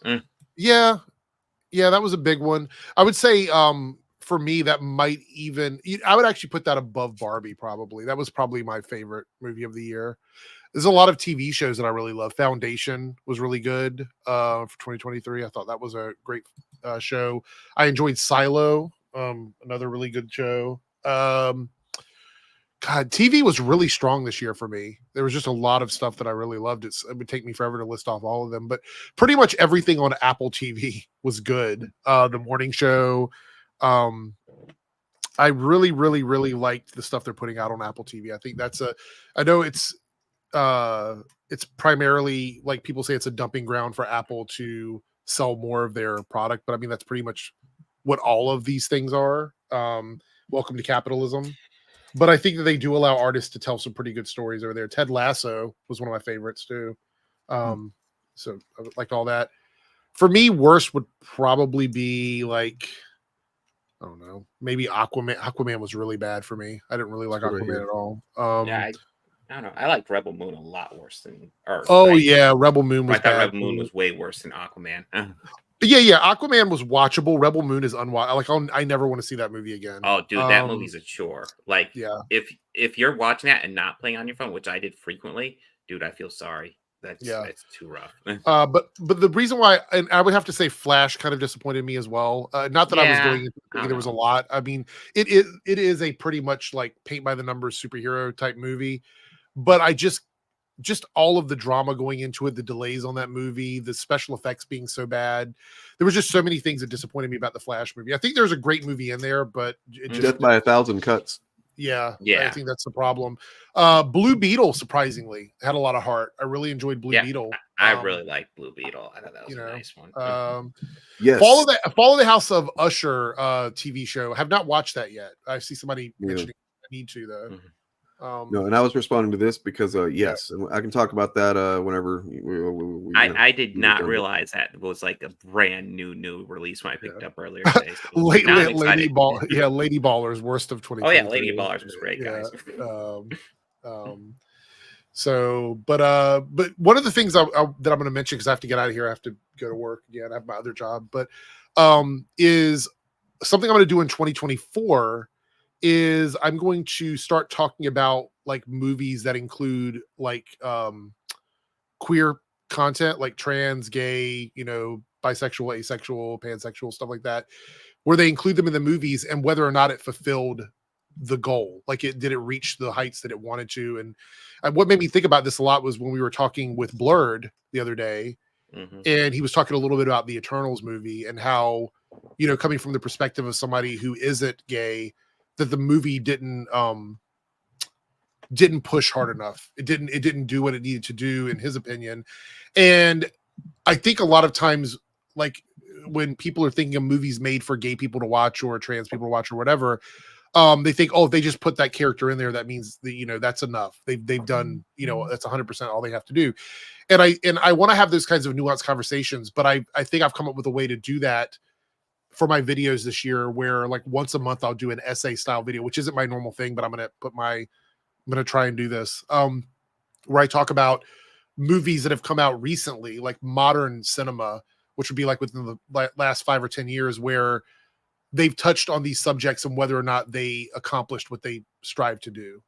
And I'm looking at you, Lightyear, movies like that, and Eternals, and a lot of other films that have included things that I think, could be considered the bare minimum versus whether or not they actually made a difference culturally.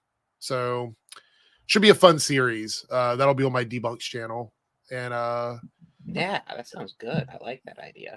And I might get some advice on like editing essay style videos from you guys, because you two and Turf do that kind of stuff. It's not really my thing, so we'll see what happens. Sounds awesome to me. My cat is being a brat. Anyway, so I've got to get to work, so I need to jump out of here. I got to leave in 5 minutes. So I will see everyone later on. Dane, enjoy your 2-week break, I guess, and then I'll catch up with you online. And everybody else, have a great night. And Bob, shut up. Just kidding. I'll see everyone later. Have a great night. Talk to you later, DJ. Well, I do we have much left to cover, Dane? Are you still there?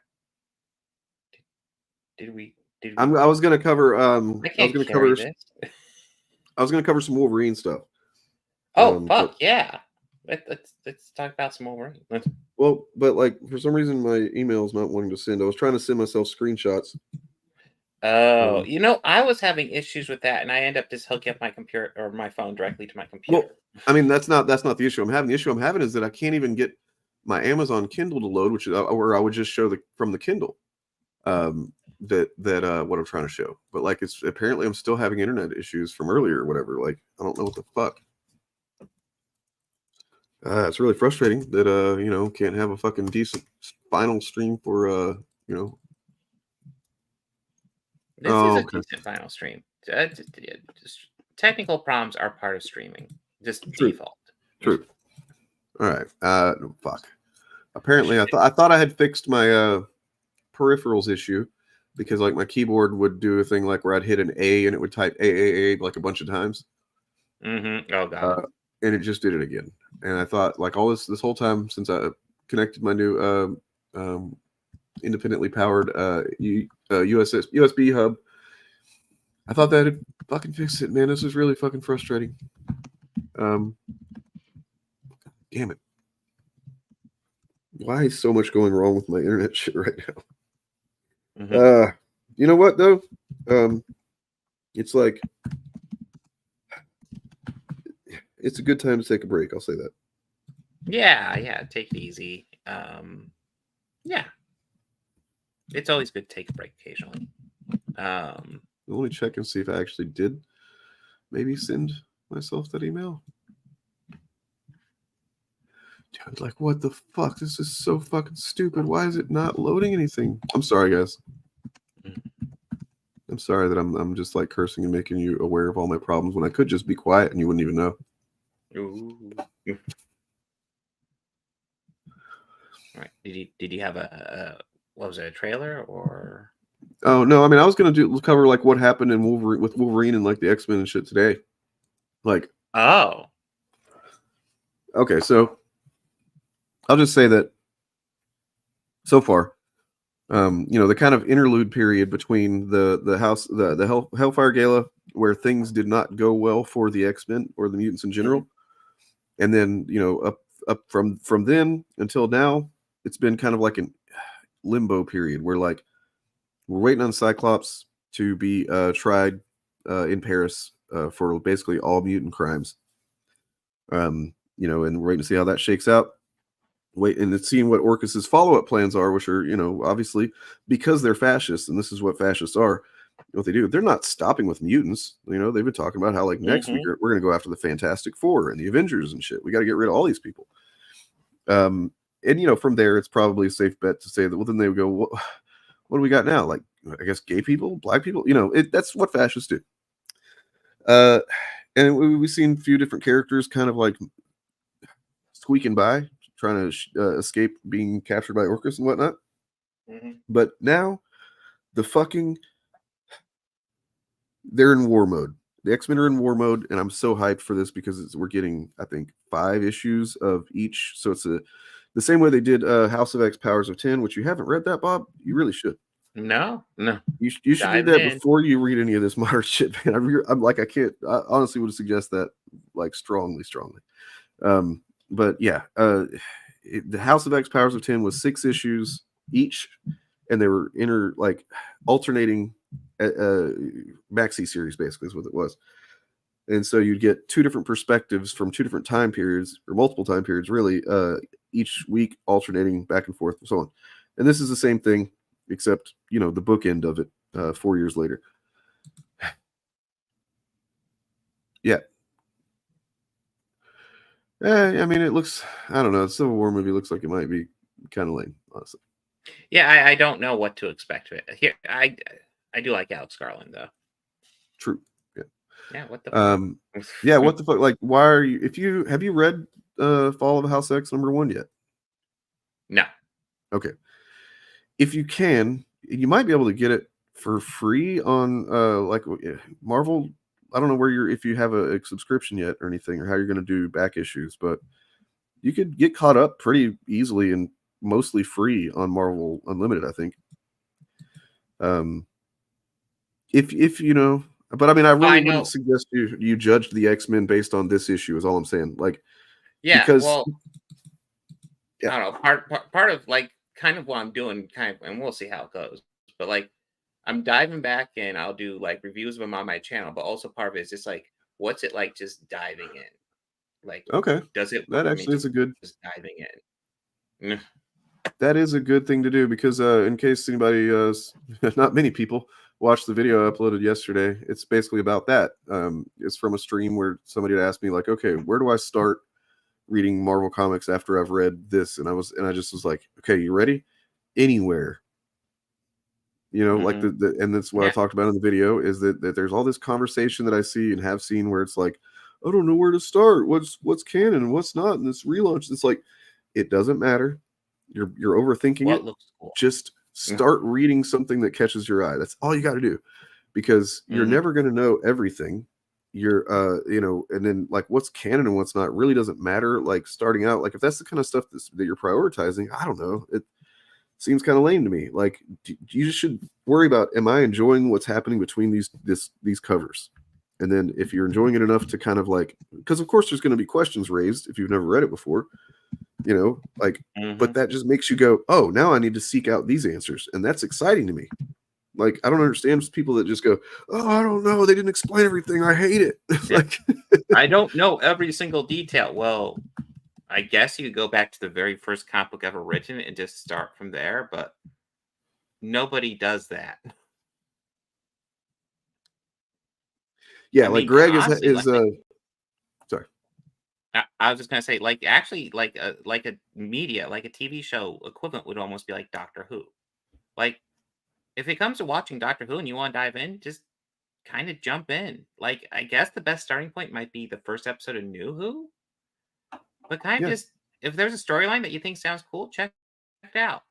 Like, if you're gonna go back into Classic Who, check out a Classic Who story. Like, it doesn't matter where you can start with Unearthly Child, but like, you're gonna have lots of missing stories and shit like that. Okay, let's not talk about Doctor Who. Fuck that shit. Cool. No, Greg, because Doctor Who doesn't have data pages, data dumps, info dumps, like and it starts with House of X, Powers of 10, where it's like literally just dumps info at you, and it seems like that would be lame for a comic book, but it's not, because it's the way Hickman does it. He sets the stage, and then eventually he leaves, but they keep doing it.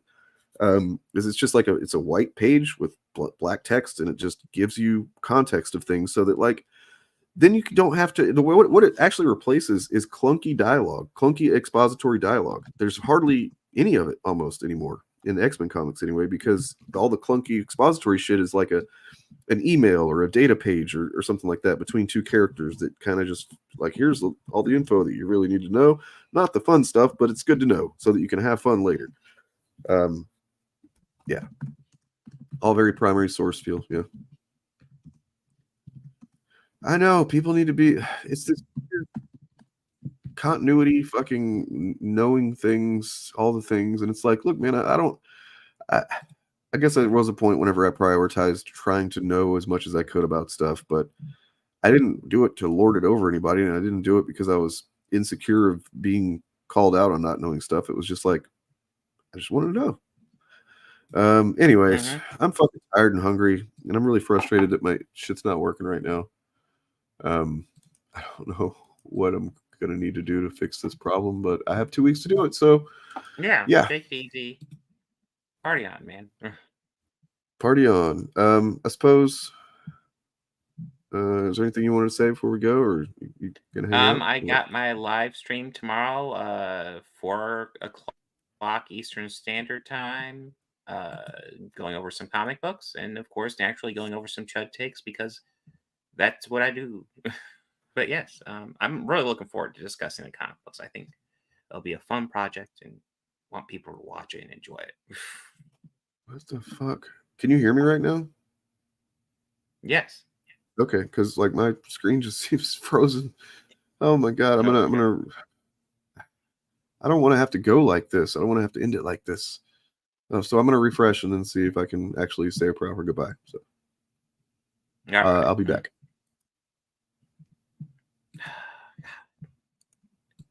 Maybe I could show my face. Let's see if my internet connection will allow this. So, yes. Yeah, comic books. If you're wondering, the 3 comic books I'll be covering tomorrow, we got Creepshow, we got Nightwing, and we got Wolverine.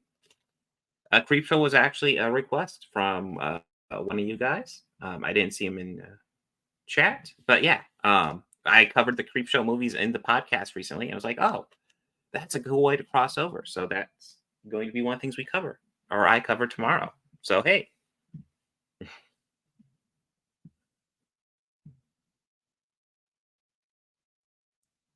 Sandman, you should read Marvel Comics #1. Listen, if you guys are looking for a place to start comic books, start Marvel Comics #1 and just keep on going, okay? It won't feel dated at all. It'll feel like current day, modern. It'll be great.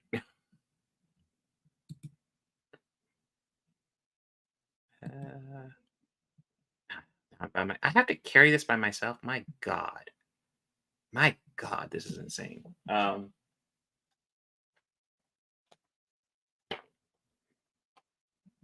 Well, you know what? Hold on. I actually got some decent looking screenshots from those comic books I could show off because they look cool.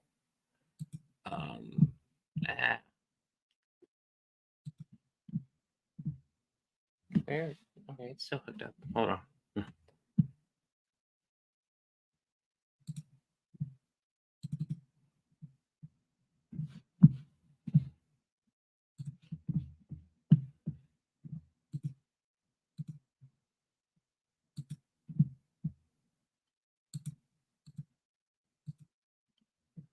No, here, I was just playing around with my phone camera and seeing if I get good like shots of the comic books, and this is what I was able to get. And I thought I was just looking at them today. I was like, wow, that actually looks decent on my computer. So yeah, we'll see how that goes.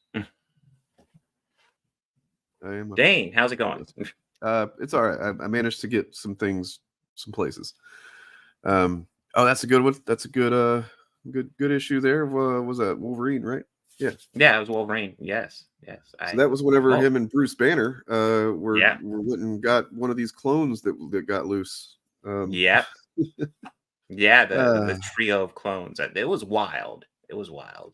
Dude, do you know the circumstances that led to those clones being existing? Because it's even fucking wild. I'm just kind of, all I know is that Beast did it, which is what this issue explained. And I am interested to find out, but yeah, I don't know yet.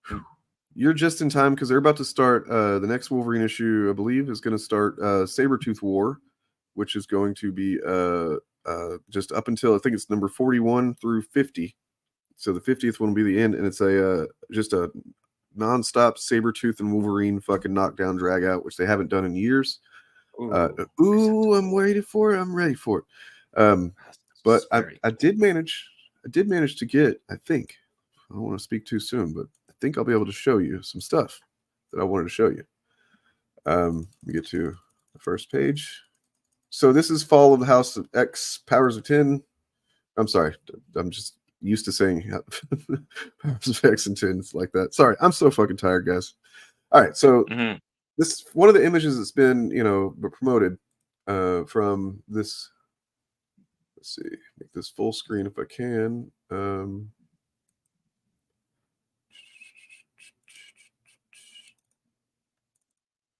How do I do that?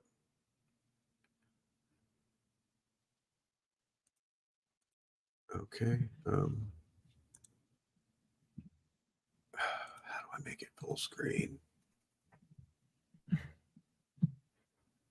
Sorry. This is not how I want. I just maxed out the window. I don't know if there's a full screen option. No. Oh, okay. How do you max that? It's like F11 or something. Was it? Just the square in the corner. Oh no, I'm talking about like in Kindle though. It's already maxed out. I've never done Kindle. Yeah. It's already maxed.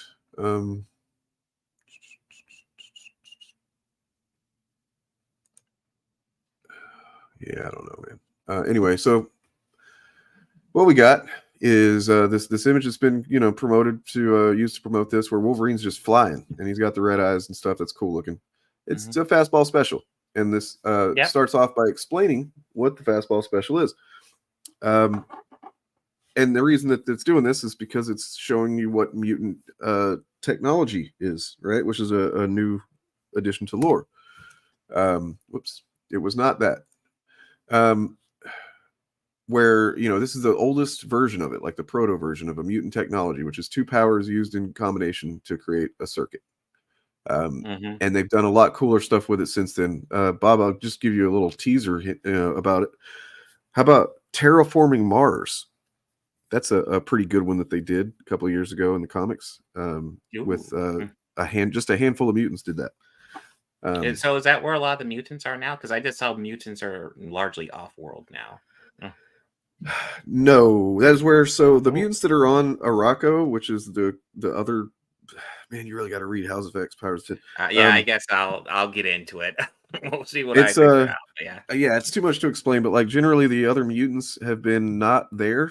The mutants that are on Araco are actually they just came to Earth for the first time. They've been stuck in a kind of interdimensional thing, fighting off hordes of hell demons basically for hundreds of years.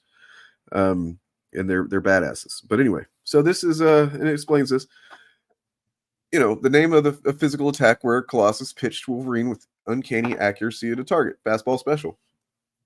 Now, in the dark days following the third Hellfire Gala, Colossus and Logan were infiltrating the sewers under the Paris courthouse, and their dark moods led them to invert the fastball special. So, here's an Orcus goon here, and Colossus just fucking throws his ass. And they're trying to come up with a name for it. How about the Pinata special?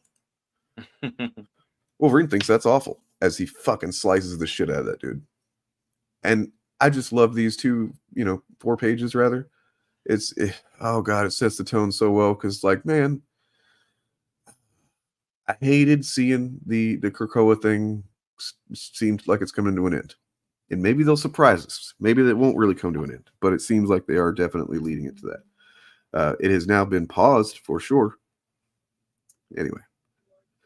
But yeah, it only gets better from there, guys. It's comics are fucking awesome. If you're watching and you're like one of these people that's been listening to these guys telling you that these comics are shitty now, and I saw who was it? Some chud, Comicsgate chud, showing pictures of the Hellfire Gala, the costume, the dress that they would wear to those, because 3 years in a row the Hellfire Gala was a big to do, and they would, the artists would design cool ass costumes for the characters. Usually, the costumes involve their powers in a lot of cases. So, like Storm's dress was that actual storm cloud that was around her, right? Things like that, and it's no, it wasn't Thinking Critical this time. It was on somebody on Twitter, some nobody. But like they like to focus on the Hellfire Gala as like, oh, it's gay basically. It's the implication. It's some kind of gay girly thing they're doing at the X-Men now. It's not the same X-Men I used to know. No, motherfucker. It is the same X-Men that you know and better in the same ways that you love it. Like this shit right here. It's fucking awesome. It's fucking X-Men doing X-Men shit and Wolverine slicing a dude up. And the art is awesome. And I don't know. It's just great. It's Cyclops is now a fucking A-tier character. I used to hate that guy. I think he was lame. You got Rasputin now. She's a cool ass character. It would take way too long to explain what she's about, but she's fucking awesome. There you go. And I'm going to be talking about a lot of Wolverine coming up, as I talked about before, as I've said. Look for some stuff to start coming out pretty soon. Like I said, no live streams, but there will be content. Wolverine content. Yeah. Ooh. So. Yeah. Oh, I'm excited. Oh, you're excited. Feel these nipples. Oh. I think that's from basketball or something. It sounds right. Yeah. Anyway, you guys look for something on Friday. I'll try and make it say something special. Since I'm not going to be streaming, I will put out something. And yeah, other than that, I hope you guys have a wonderful couple of weeks, and please don't forget about me. Don't like convince Turf and Bob to not let me come back or anything like that. That would suck. I mean, if we want to get copyright, I'll just punt Simple Minds real fast.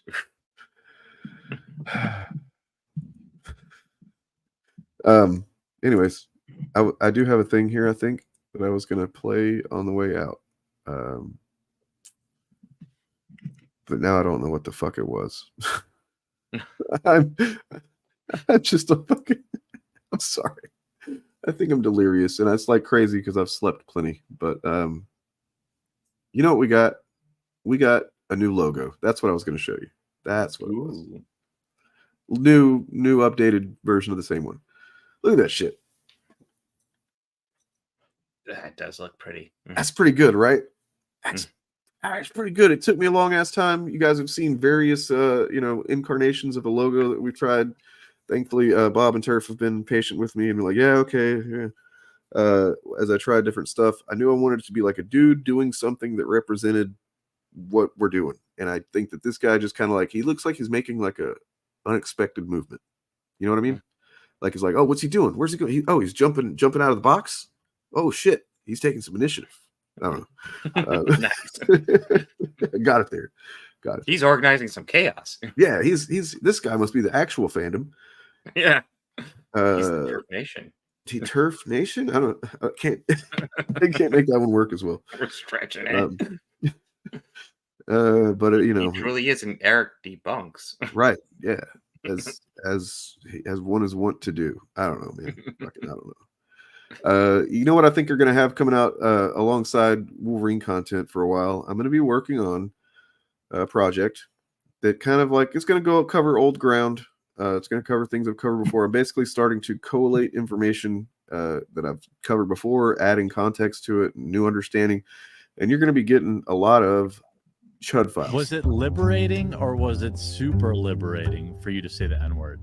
Oh, he'll never stop me from killing Chinese people. This film you're clapping at like a fucking retard. They are trying to normalize stuff to influence kids. It's already started. Oh my God, Jesus.